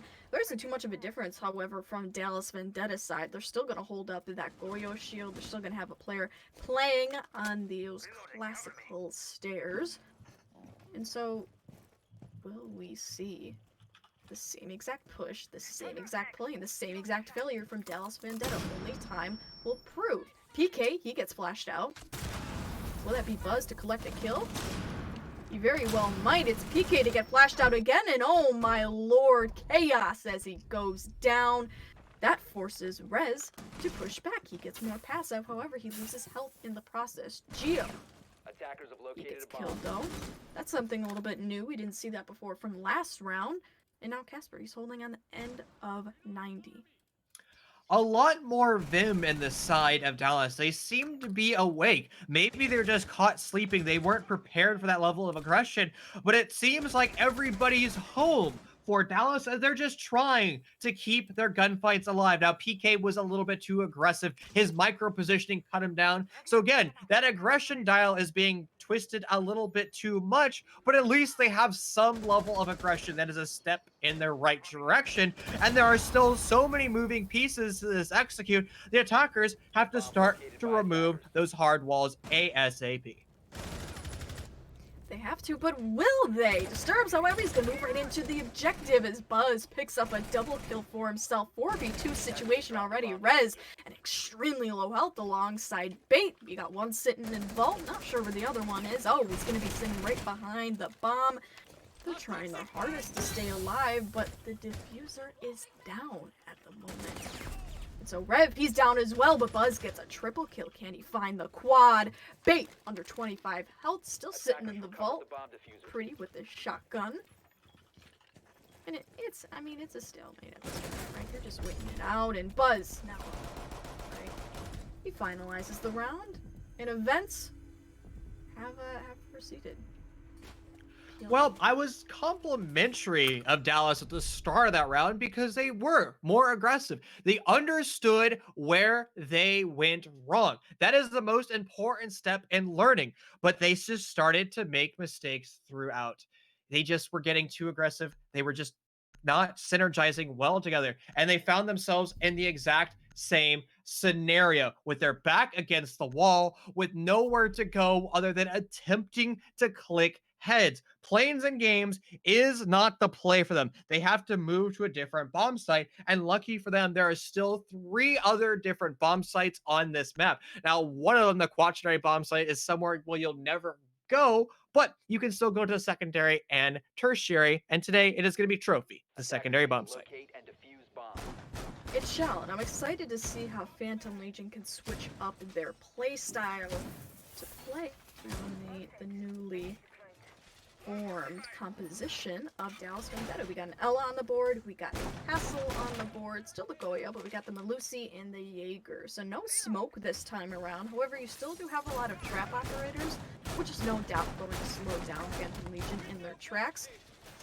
I guess it all just depends on where Phantom Legion is going to center their push. This definitely seems like a huge center on the master bedroom hold, 5 seconds. where Phantom Legion might not even push. So if Dallas Vendetta is incorrect about their assumption of Phantom Legion, then this could all go down. You know, it's not like it's ranked where we all know that the master bedroom is such a hotly contested point, but it's comp, so you might be seeing something completely different from them. However, once again, time will only tell. And with the 2-0 scoreline, it's not looking good for Dallas Vendetta. Honestly, if I was Phantom, I'd be shaking in my boots, particularly for one operator that's currently in play. Flinties has his Ella and the FO12. The man is known for one thing, gunning people down with that shotgun, and he's going to be forced to play coat. Now, that could be a very dangerous position, but it looks like Phantom's going to ignore that shotgun wielder altogether, going with a more traditional style of take, clearing from the south, utilizing as much of their drones as possible. Now, there are a few road bumps in the way. It's going to be the operators, Malusi, as well as her gadgetry, slowing down the attack, but I'd rather deal with an FO12, or rather deal with Malusi than the FO12, because that will absolutely remove kneecaps. It will. However, will it be able to get the momentum started up again? It seems like when Phantom Legion, their momentum gets stalemated or it stops during a round, that's the end of it. There's nothing more. It's really hard for them to get it started up again, for them to start getting those frags out on the board, A bomb has been because located. they are such a snowball heavy team where, you know, they find the confidence in one frag, they can get it in the next and the next and the next and the next, but it's no Casper gets the kill on Triss, an unsuspecting one out of the Jekyll, out of all people, the irony at its finest. The man who's supposed to have the plan, and yet he doesn't. Triss gets taken off. That's your roam clear operator, and Flinties is still left to reign supreme over first floor, unfortunate as it is. It's a pretty situation we find ourselves in. Or Casper. That's not Flinties. If I was thinking Flinties. If I was anybody in the attacking team, I would not want to push through that doorway, but Disturb does it, and he wins the gunfight against the shotgun master. A huge oversight on Dallas, and things are starting to crumble pretty quickly for them. Now, they do have the man advantage, so things haven't slipped through their fingertips, but one of the most important operators in their defense has been felled, and now the attackers have controlled the A bomb site, but it's just a false sense of security, as they don't really have enough to be successful, and all of a sudden, Phantom's gonna fall in this lobby. It's a 1, 2, 3, 4, knock them down. Dallas finds a first round victory. It took them 3 rounds, but nonetheless, they accomplished their goal. They did indeed, and that is on the unfortunate part of PLG, because they were not able to find their intel's way. They got fragged out too much, took the individual gunfights, and honestly, they really weren't playing as a team. You saw that a lot. There was not a lot of intel going for them. They didn't know where the defenders were sitting, and they were punished very severely for it. That's the simplicity of it, looking at the big micro or macro strategy, but regardless. Oh no. I'm really pulling hazmat stats right now, bro. Oh no, Flinties. I know Haz is kind of the, league meme, but he's actually a pretty good player. He's been playing phenomenally the past 4 weeks. And honestly, I think the league just needs a new punching bag. I guess myself included. Everybody just seems to mean him, the poor kid. But I still stand by what I said back in week number 1. Hazmat has every potential to be a prodigy. It's just in his own head. Now, we are in a completely different team, so let's kind of get back on track. Because it's Phantom Legion that's still playing, and they're still on attack. Obviously, they struggled a little bit dealing with Trophy because, well, they were too linear. What was their strengths on their planes and games execute hurt them on their Trophy execute. 5 seconds to insertion. But as we descend Attackers are moving out into to locate a bomb. the first floor, it's going to go to our tertiary bomb site, and we see Kitchen being played out. We know the site is a very vertical one at that, and it's going to take a lot of utility and team cohesion to pull out correctly for Phantom Legion, something which they kind of have struggled with in the past, and something which I'm hoping that they're going to excel with in the future. However, if they don't pull out the vertical play, it's going to become horizontal, and that is no bueno. You don't necessarily want that. You want a lot of pressure. It gives you basically a full capitalization over the bomb site. But right now it seems very good. I'm really hoping we can get this together. Jenna, do you see what I see in this lobby right now? I think. No. A Nitro Cell Bonanza! That's what I Oh, currently okay. see. There are 3 Nitro Cells. Cell. This is the bomb site. This is the map that started that hype train, which means Phantom Legion has to be very careful where they walk on that second floor. Because if they're not looking in the right direction, not swinging those sledgehammers, which is non-existent in this round, they have to be very careful. Now, Poles does more things than just send Nitro Cells above. He also has a gun the UMP is memed on for being terrible, but it's good enough to get himself a kill. As we get closer to the halfway mark, the attackers need to stop doing linear executes because it's costing them their lives. Costing them their lives, it is. They need to play vertical on this if they want any type of chance at winning this out, but they're just not doing it. What is going on to the leadership of Phantom Legion? They're pulling out these really weird aggressive pushes, but it ends up not being all too aggressive at all because Disturbs in itself gets killed out. Jorna, however, is going to respawn, coming back from the bottom floor. Will he be able to mount a push? Not seemingly, as Buzz gets taken out in the process. Flinties, he's on the comeback. That man always shows up in the kill feed every round. He's such a big player of Dallas Vendetta. And now it's a ring around the rosy, but PK wins it out. Trist falls. And so far, the moving pieces of Phantom are not moving together as people just lobby just continuously drop. But it's now a defender's turn to find himself in a 6-foot grave, and the bomb is putting down on the deck. There doesn't seem to be an answer whatsoever from the defenders, but they're gonna pounce straight into action. And all of a sudden, everything that Phantom worked so hard to accomplish is gonna go away. That is 2 straight rounds in a row for Dallas, as it's gonna be a free defuse for the primary entry of Flints. Defenders win.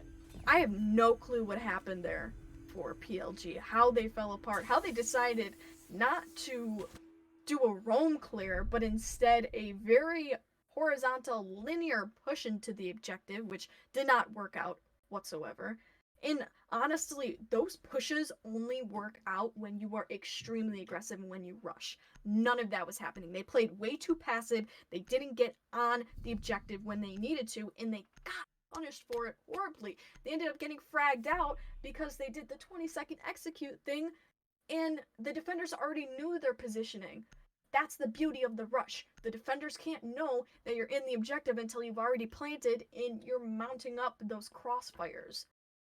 And for that, Defenders, protect your horrible B by play on their attackers. part. But I hope they can improve it in the future. I really do.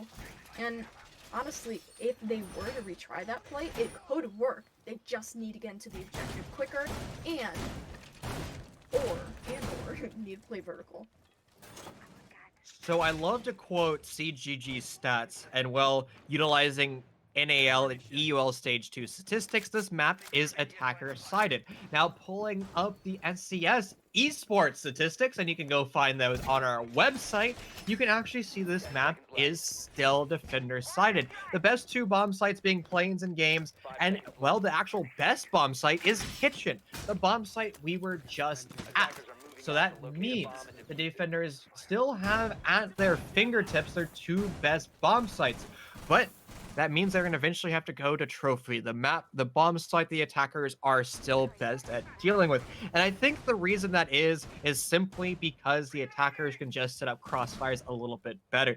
It's very difficult to hold trophy because you have nowhere really to go. As soon as Astro falls, you're forced to sit in your bomb site, and good luck doing that.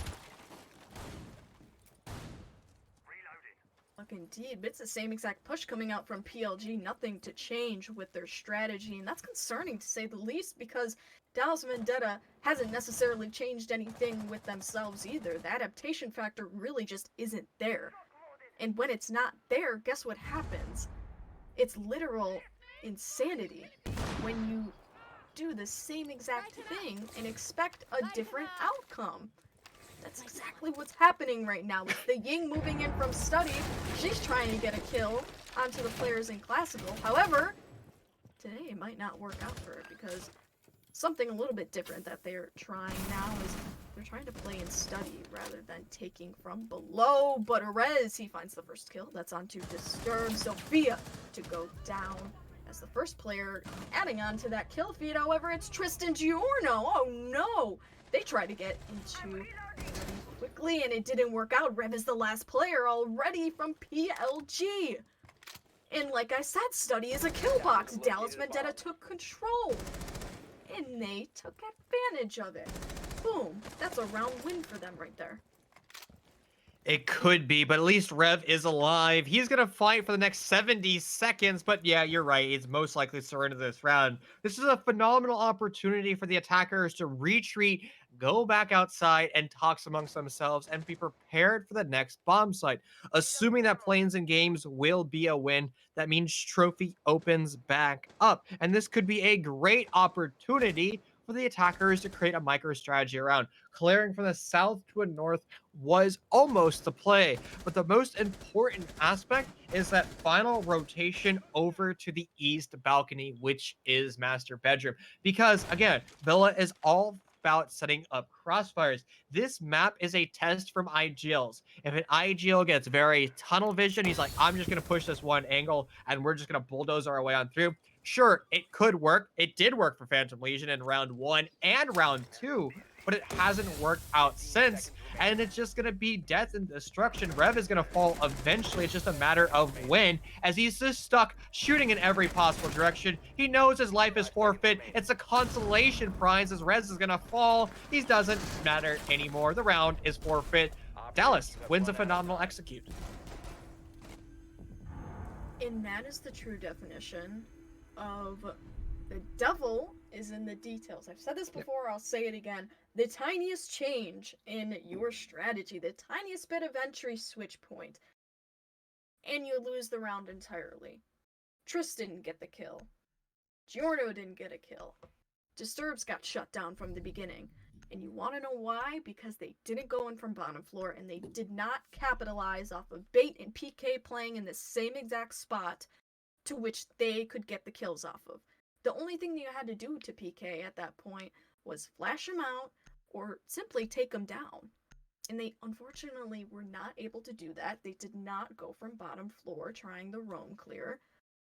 And they went into study kill box. Attackers need to locate and defuse They got as many killed for bombs it. as they can. They got shot from multiple angles and essentially thwarted at every single opportunity that they could have. So we're going to be returning back to the same strategy that Dallas Vendetta tried to utilize back in round number 3. It's going to be the FO12 going nuts. But that's actually it. Phantom Legion elected to do this very linear take from the south, and the FO12 was unable to find the impact that Dallas desired. Now, what we're highlighting in the previous round is this will still force Phantom Legion to make a rotation over to this east balcony and take control of Master. Because if you allow the defense to basically maintain all of this map control for free, it's not going to work out well for the attackers because they're going to be getting shut down from long angles. And even if Flint's all the way outside in the grave somewhere in some who knows where position, he's still going to win the majority of those gunfights with the pistols because the attackers, while having ranged optics and better weapons, won't be able to actively lock him down.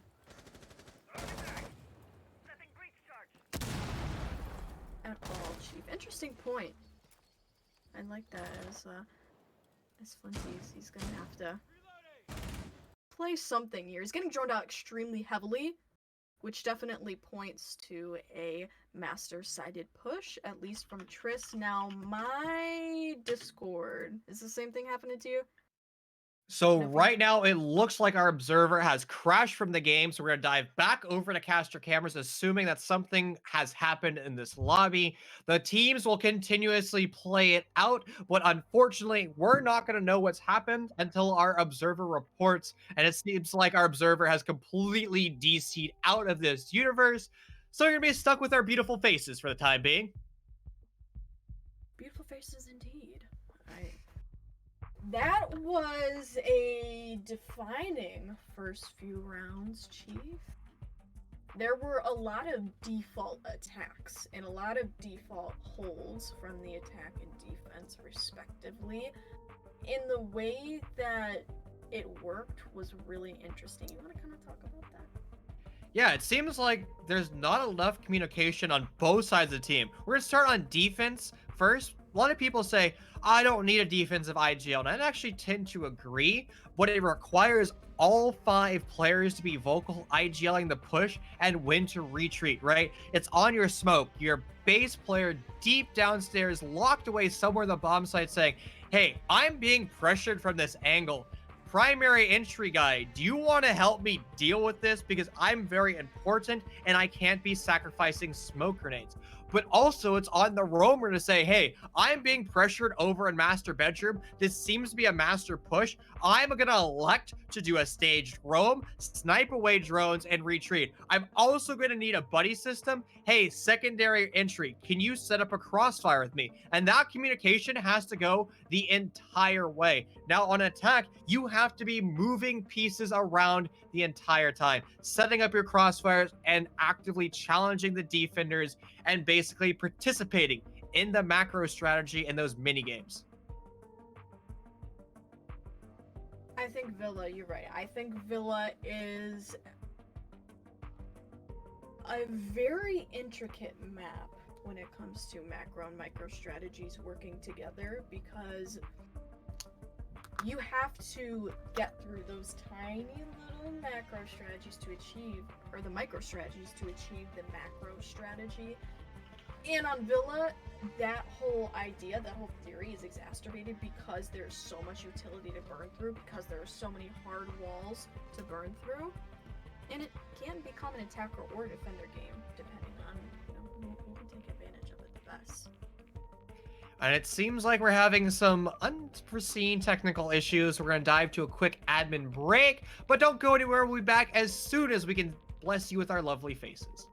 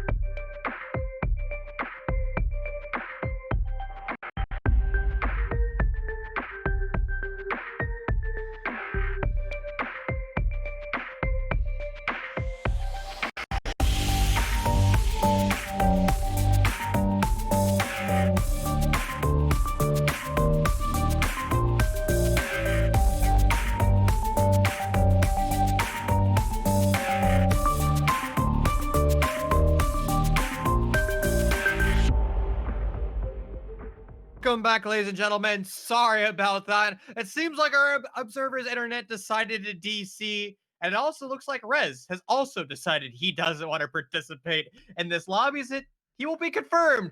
Oh, that was a heartbreaker for a quick second, but nonetheless, it looks like all 10 players as well as our observer are back into action. And Jenna, I see a Cav. Yes, we do have a Cav. Chief, that's something a little bit interesting. They're on AV Games now with the role swap around 7 in. And I don't know. Cav is a player that can either make or break your entire gameplay. It just depends on the fragging ability of the person behind the gun, whether they can click heads or not. And Triss, if you want anybody on your team, Triss is going to be the man to play Cav. Come on. And first attempt going on to their attacking rounds are most likely going to take a trip to master bedroom. So Cav being positioned in that perfect spot, she might be able to get a kill. Now, something that we overlooked, Phantom Legion did end up winning round number 6. And I'm guessing the Cav pick is not for those Interos, but to have no footprints on the ground when you're in silent step. You don't leave any hot marks for your footprints, which means if there's a Jackal in play, he cannot smell your feet. Now, unfortunate to the defenders, there are no Jackals in play. And I think the Cav play is just coming out from the fact that, well, Phantom Legion utilized the Jackal, so thus they're going to expect the defenders or the attackers to now utilize that operator as well. That's an interesting take on it. I never really thought about it like that. And that's funny because Triss, the player playing Jackal, is now on Cav. And it's kind of an ironic swap, don't you think? Yeah, it's the mind swap thing, right? If you expect somebody to do something heinous, well, it's going to happen, right? And I think they call it the thief mindset, right? Where if you're a thief, you're going to expect somebody to steal your TV because you're a TV thief. Well, if you're a Jackal player, you're going to expect somebody to bring out a Jackal against you, so you're going to bring out the operator that counters the Jackal. Right. But unfortunately, they did not bring Jackal. There is no presence of such. However, they did do something that we predicted, and that was go master bedroom. So now Triss might be able to capitalize on this if they fall into the hands of that amazing silence pistol. And if he clicks those heads, that's Flinty's going down for you, and that is an interrogation to start off our roll swap. A beautiful one at that. Triss can play on it. Honestly, Cav is just this unique pick. She's always going to be an enigma of an operator, and she's just also a great operator for flanking. She doesn't make a lot of noise, but interrogations are incredibly high risk, high reward. And just with the positioning of all of Dallas, the interrogation is most likely not going to happen. You have a flank watch on the red stairs, and you have a large presence over to this north, trying to execute upon this bomb site. No real crossfires have been established until now, and that was the great rotation from Dallas all the way to study. 180-degree crossfire established. That part of your checklist has been completed. And you got about a minute left on the clock for Dallas Vendetta, and they're starting to get halted in their push. It seems like they're getting a little bit hesitant about their next move, and they might be a little bit paranoid knowing that Triss is on the Cav. You can definitely tell Flinty's is. He's waiting for the Cav to walk up the stairs, and really with good faith that he will, because Triss is really sitting there waiting for it. But Disturbs finally opens up our kill feed. That's Rez going down for you. Sledge, a pretty big fragger. However, Rez, I believe in the last game, he did actually have a pretty good performance, so honestly did good. However, on the other side of the objective, we got PK walking in, and he's gonna plan, and oh my lord, it's under the defenders' noses, and crossfires have been lined up, but not the bodies to support it. This is an interesting situation as a 1v2 comes underway. You got Triss, you got Giorno, and you got Bait. Giorno's gonna defuse it. Triss is gonna be watching, and Triss finds the kill to aid Giorno in our final seconds of the round. And it seems like Dallas has found themselves in this position once again, being far too passive and just sending it. They had plenty of time. They had a crossfire, and they thought all their pawns were in the right position. And that's where they were wrong. The study pressure and the study crossfire wasn't yet fully established, and or Bait called that push a little bit too soon. If Dallas waited about 10 more seconds and then started to put that bomb down, it would have been a completely different round, and it would have been completely unbreakable for Phantom Legion to leave their own bomb site. They would have been gunned down, leaving the gunfight door. They would have been gunned down on the other rotations between the two bomb sites, and they couldn't have left through classical hallway. It would have been a complete and utter fatal funnel where the attackers had the advantage. But that's why you have to be patient, calm, cool, and collected, understand when everybody is in position, then call the execute. And that didn't exactly happen. So we're gonna have to see if it will this round now. 4-3 score line. And it's not necessarily telling as to who is the better, you know, as you've been saying, who's the better IGL. 10 seconds to insertion. Because it's a relatively similar score line. You can't really use that to our advantage. If you look at micro and macro strategy, there's not a lot to it either. They're playing very similar strategies, and they're playing very predictable strategies at this point. There's not really any adaptation going on, like I said in the past.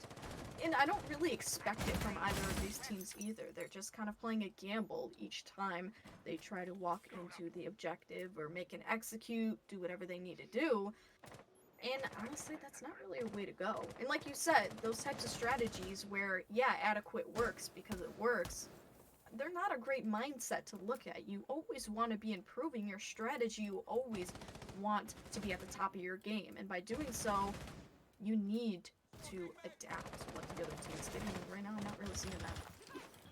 Well, at least the attackers have obviously identified something on the planes and game sides, and they've rotated over to the East Master Bedroom. So it's going to be a linear take. I like to see IGLs changing things up on some type of call.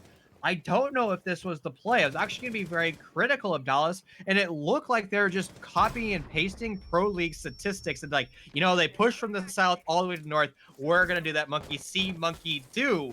But the rotation seems to be working out brilliantly, as a frag grenade is going to find its target, and that's going to be Trist on the Legion, an operator that gets better and better with time, forced to watch cameras. Indeed, and Trist, out of all players, is going down, a big man for PLG, as we have said in the past. It's so unfortunate as he does. Rev's going to go down as well at the hands of Casper, the man of the hour, it seems, holding that blue window. Actually, Bait's going to be holding that blue window, that's my bad. Bait's going to be holding on. And you can definitely tell crossfires are being set up. Phantom Legion's fallen to this push, and it was aggressive but extremely structured as I move into analysis. I think that it worked. I think that it was the adequate strategy. I think that the defense got a little bit overconfident in their ability. They swung a lot of things that might not have been smart to do, and they really fell to a very simple strategy when communication became at its weakest point. And there you have it. I mean, that's an easy round for the attack to take, and it leads us to a 4-4 scoreline. I gotta say, I'm incredibly impressed with Bait on that. He just wall-banged, I believe that was one of the SMG 11 bros, and just judging by this lineup, it could have been a mute. Bad micro positioning in a very common place, and a 1-2-3 bullet pre-fire is going to be enough to kill. And remember, points are not on in competitive Rainbow Six Siege, but these players have adapted well to not having points on, and they can count bullets, and you also get an audio cue when you're shooting somebody. It's kind of faint, and it kind of sounds like you're smashing grapes or something. It's a nice little plump, plump, plump. And then, well, when you hear that, you obviously know that your bullets have connected to somebody, so you just keep holding mouse 1 until you see in the kill feed that somebody has been felled. But again, Phantom Legion lost that round because, well, they failed to adapt. I was critical of Dallas and their linear push, but obviously it worked out brilliantly for them because they're able to bully their way into the bomb site, and it was now Phantom Legion's turn to be just too passive. both of these rosters are struggling with a certain level of aggression. They don't know how to be aggressive. It requires like frame perfect levels of aggression. And if you're far too aggressive, well, you're going to die. If you're far too passive, you're also going to die. If you meet in the middle, you win rounds. And that is exactly why we have a 4-4 scoreline, isn't it, Chief? Yeah, I It's mean, both balancing. these two teams are super equal. They're balanced, they're playing well, they're making almost the same mistakes. And, well, OT in the map 1, looking like OT in map 2. Interesting engagement is that, as you see a pixel angle being held. It's a definite entry into the, I believe, south side. Yeah, it's into the south side, the study classical hallway of Villa. Something we normally expect. But Flinties finally finds one. That's Buzz. The free, the Jaeger roaming. Not too uncommon, but a sight to see when you're able to track him down and kill him. Like something that Flinties could do. As he is normally thinking. And it seems like a huge missed drone almost cost the attackers, but Flinties is just better, able to win that gunfight. And a huge blunder by the SMG bro, as he just doesn't connect enough of his rounds. And it's going to be Dallas with control of the buffer rooms. And now, as we've both dubbed it, the Anaconda, the Boa Constrictor, is going to come out. But what does Phantom Legion still have in their back pocket? They have plenty of goo mines, which could slow down and halt the assault, but it's not going to be enough. And a successful roam clear at about 1 minute left in the round. You still got time to play with. However, a response from PLG. They find one, but it's not, unfortunately, going to be enough. Rather than Disturb still left on the board, they're going to have to clutch it out if they want to win this.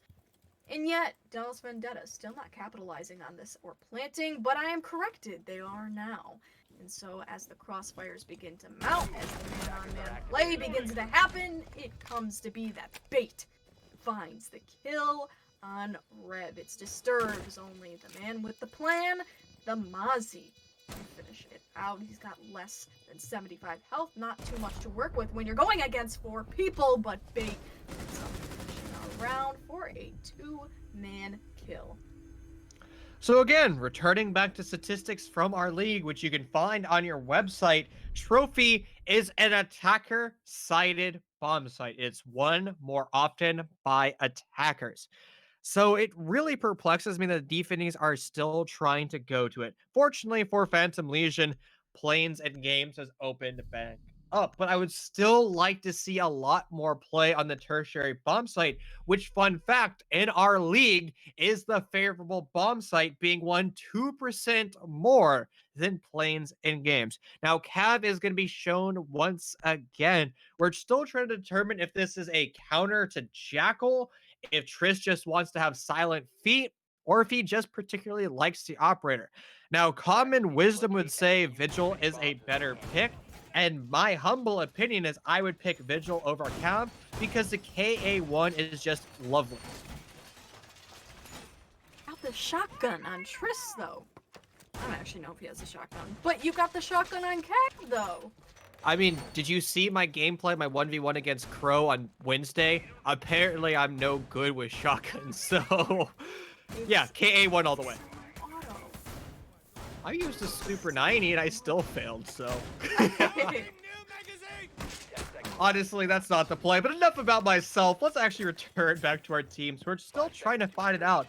And Disturbs, that goo mine on the gun vault door and default plant, it's something very small, but it's incredibly brilliant because that's going to be a free audio cue, well, when some poor member of Dallas attempts the default plant.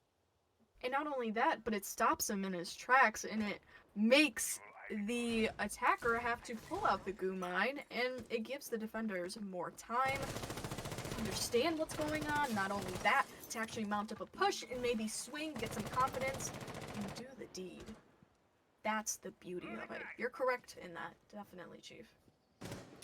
Well, I actually just got rocked by a pretty nice earthquake. I was prepared to all right, I might be done with this cast for the next 3 minutes, but It looks like we are back to normal, so we'll continue on with round number 10. And it's going to be Buzz over here in 90, stuck here for the time being, trying to control as many as the technical, not a buff room, but a buffer position, an apex point for the defenders. You have to hold 90 for as long as possible. And Phantom Legion has already relinquished that control very quickly and for free. Buzz wasn't even pressured. No drones walked their way on down. A huge oversight. It is imperative to utilize a stage roam. I talk about this every darn cast, but it's the best part of a defender's micro strategy because you can shut down the attacker's drone economy for free, and you also have to be very wary of preset angles that you as a defender made, because if you're looking in the wrong direction, you might have your head removed from your shoulders.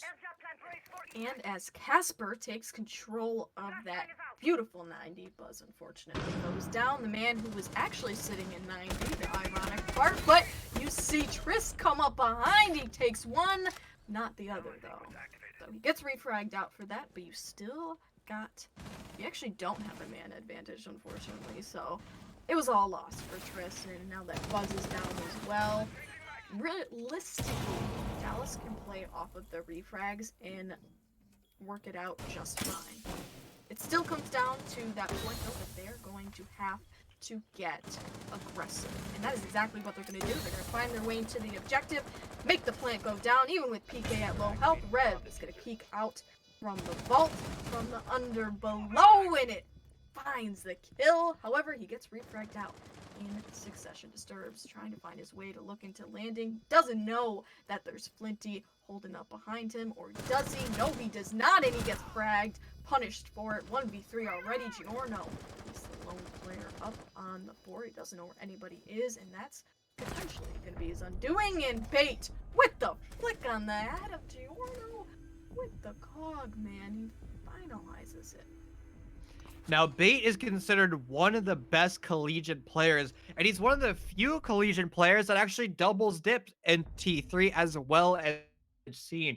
He's phenomenally mechanical as well as a pretty solid IGL, and he's showing why he deserves to be one of the MVPs for collegiate leagues, as well as potentially an MVP here in week number 8.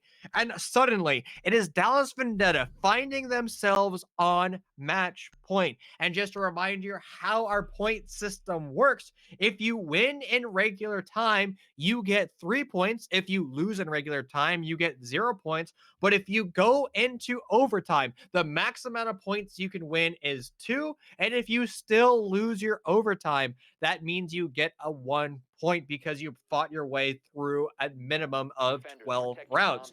So which means if Dallas wins this next round or the next 2 rounds, they will win this entire series, finding themselves at a 4-2 split with points in that leaderboard. And that's exactly where they need to be because they're trying to fight their way back to that top 6. They are, and I've said it, I will say it again, this is only Dallas Vendetta's game to lose. They've already lost it once in their best of 2 proceeding on Oregon, if you guys can't see that. Unfortunate as it is, Phantom Legion won that 8-6, see it up on the top right. But this is also Dallas Vendetta's game to win, because they're still going to be getting points for it. Attackers are moving out to locate a They bomb will. and defuse it. They still fought their hardest. Now they're gonna get rewarded for it.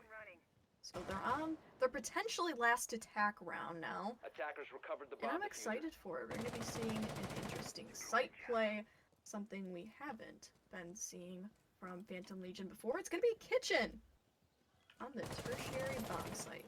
Isn't that some? Pulse, Maestro, Jaeger, Quasi, and Yun. I'm sorry, I cut you off there.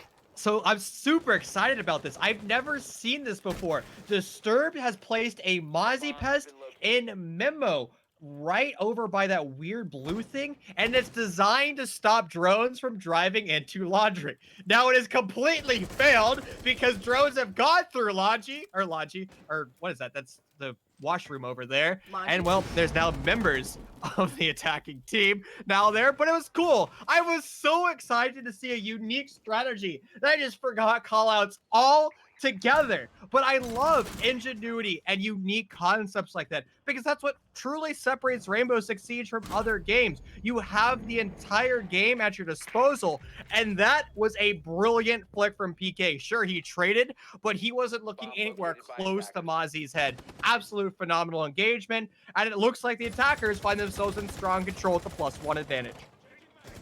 Most definitely a +1 advantage at that, but will they execute upon that? It seems like they will. Buzz, however, finds one. That's bait for you. Like you said, bait being the man of the hour. Unfortunate that he goes down, but more kills up on the board as we get put into our 2v2 situation. But Rez, he finds the double kill with a pre-fire onto Tris Rev. However, he gets one with the Alda. He'll get the second with the Alda on Mr. Rez. Sledge. He's got the diffuser in hand, so we can't plant or even bait Rev out. But yet, Maestro has a superior intel on him. So it really all goes down to whoever outplays this situation. It could be huge. However, Rez, he's still got 45 seconds left on the clock. A lot of time to play with, interestingly enough. Sitting in there. He knows where he is, and he finds the head and finishes out the game for an amazing headshot. Holy smokes! 2 new players duel to the death, but it's the coach aim that saves the series for the newly rebranded Dallas Vendetta. They're going to take 4 points this evening compared to Phantom's 2 points. They had a phenomenal showing in map number 1. They made far too many mistakes and ended up losing in overtime. But finally, they come back in Villa. Now, something I was afraid to say early on, but I was in the VC before this series started. I was in the first attempt, or the first attempt players VC, and they were chatting about what map they wanted to bring. They said Villa is our true map pick, but we're going to bring out Oregon first because we want our best map second. And it definitely helped them in this series. Wonderful forethought by Bait. I agree. I definitely agree on that, and it led to an amazing, absolutely wonderful proceeding. I liked that we had a good first game and we had a really wonderful second game, and they weren't necessarily decisive throughout our regulation rounds, but nearing the end, especially on match point, you can tell that PLG, their stamina was starting to waver, and that's when first attempt for Dallas Vendetta took control of the game, and they won it out for themselves. And it looks like we have a representative from the now Dallas Vendetta. He is known in the collegiate scene. He is, actually, he is not yet available. I thought he had joined, but that was just our producer just quickly DCing. But honestly, like I was saying, a phenomenal showing by both of these rosters. And it seems like it's just coming down to that backbone in the IGL, creating their macro strategies, but more importantly, determining the rotations. Now it is time to hype up Bait. He's finally joined this VC. He is a collegiate legend. He is now might be an SCS legend. And there's his lovely face on your screen. Bait, my friend, I love chatting with you. Welcome. What's up, man? How's it going? Congrats on your victory. You secured 4 points today, but I have to talk about the elephant in the room. Map number 1 didn't go quite your way. What were the hiccups for you? We were just making little mistakes in and out of the round. Also, they were playing really good denial, especially on that basement site. Also, too, they kind of messed with us a little bit because we expected to go to a different map than Oregon, so that kind of messed with us a little bit as well. But overall, it was just on us. We made too many little mistakes. We got to clean it up. Now, are those mistakes coming from the fact that you have 2 new additions to your roster? I mean, yeah, it's really hard right now because we're running tryouts during the week, and then we play our game with Rez, so we don't really get too much practice with him. But we're hopefully securing a 5th within the next couple of days. So, any teasers on who that 5th might be for your favorite caster? you might know him, just saying. Ooh, spicy information. Now let's move over to map number 2. I know this is one of your best maps, and I heard early on when I was still near VC that you're actually planning out your maps today. You said you wanted to go to Oregon first, Villa second. What was the ideology behind that? Yeah, so usually when we get down to our last 2 maps, we pick our worst map to be our auto ban. So that's the map we pick. and Oregon Smart. is worse than our Villa, so we decided to pick it first. That way, it's not auto. That way, it's auto banned, so we don't have to worry about playing it next week. So it seems like a lot of T3 teams have been executing purely from study, not doing these north to south clears and planes and games. Why do you think a lot of teams have, gone that way? I know that's a theory crafting question, but I'd love to know. I mean, clearing main is kind of easy to do, especially with the new changes, because you can't really hold main with 2 shields anymore due to the ADS and Lumai changes. We personally love that master side take for Aviator, especially when the other team is giving me that vault line of sight from study without me having to open the wall. It's like handing me cut off. So That's a great way of putting it. Now, Bait, I absolutely love you, but I don't want to hog the entire interview, so I'm going to have to pass it over to Jenna, who I do have a question for you. I have a single question for you. So, I'm more of a psychological interviewer. I like to ask, what was the mindset? What's the general thought process going through your mind? So, 3-3 split. You're going into your attack rounds. What's the thought? actually, we were pretty confident because we know our Villa attacks are really strong. It's actually stronger usually than our defenses, so we weren't worried about a 3-3 split at all on Villa. That's usually what we shoot for because, like I said, we are really confident in our Villa attacks, and it showed. So. Perfect, Bait. Now this is your turn to shine. Shout out your support staff. Shout out to your org. I know you have some different names running, but you're still under the same parent company. But give everybody who deserves love the love they desire. Yeah, of course. I love my teammates. Flint, Casper, PK. They're always nuts. Rez, filling in every game and doing the coach work behind the scenes. He's been amazing for us. Also, shout out to everybody who supported us. I know we're going through a name change. I mean, it's the same org, just we're rebranding to their name. So. As Dallas and Vendetta, but I really appreciate all that they do for us. They really help us, and support us through our games. So perfect, my friend. It's always a pleasure. Now, please go back to your team, celebrate. You earned this victory in Week 8. I appreciate it, man. Cheers, man. And ladies and gentlemen, with that, we're going to conclude our interview and wrap up Week 8. We saw a lot of phenomenal games. I think one too many upsets, but nonetheless, thank you so much for stopping by. We will be back with you next week at 3 PST. But until next time, stay safe, stay well, and be back with you next week.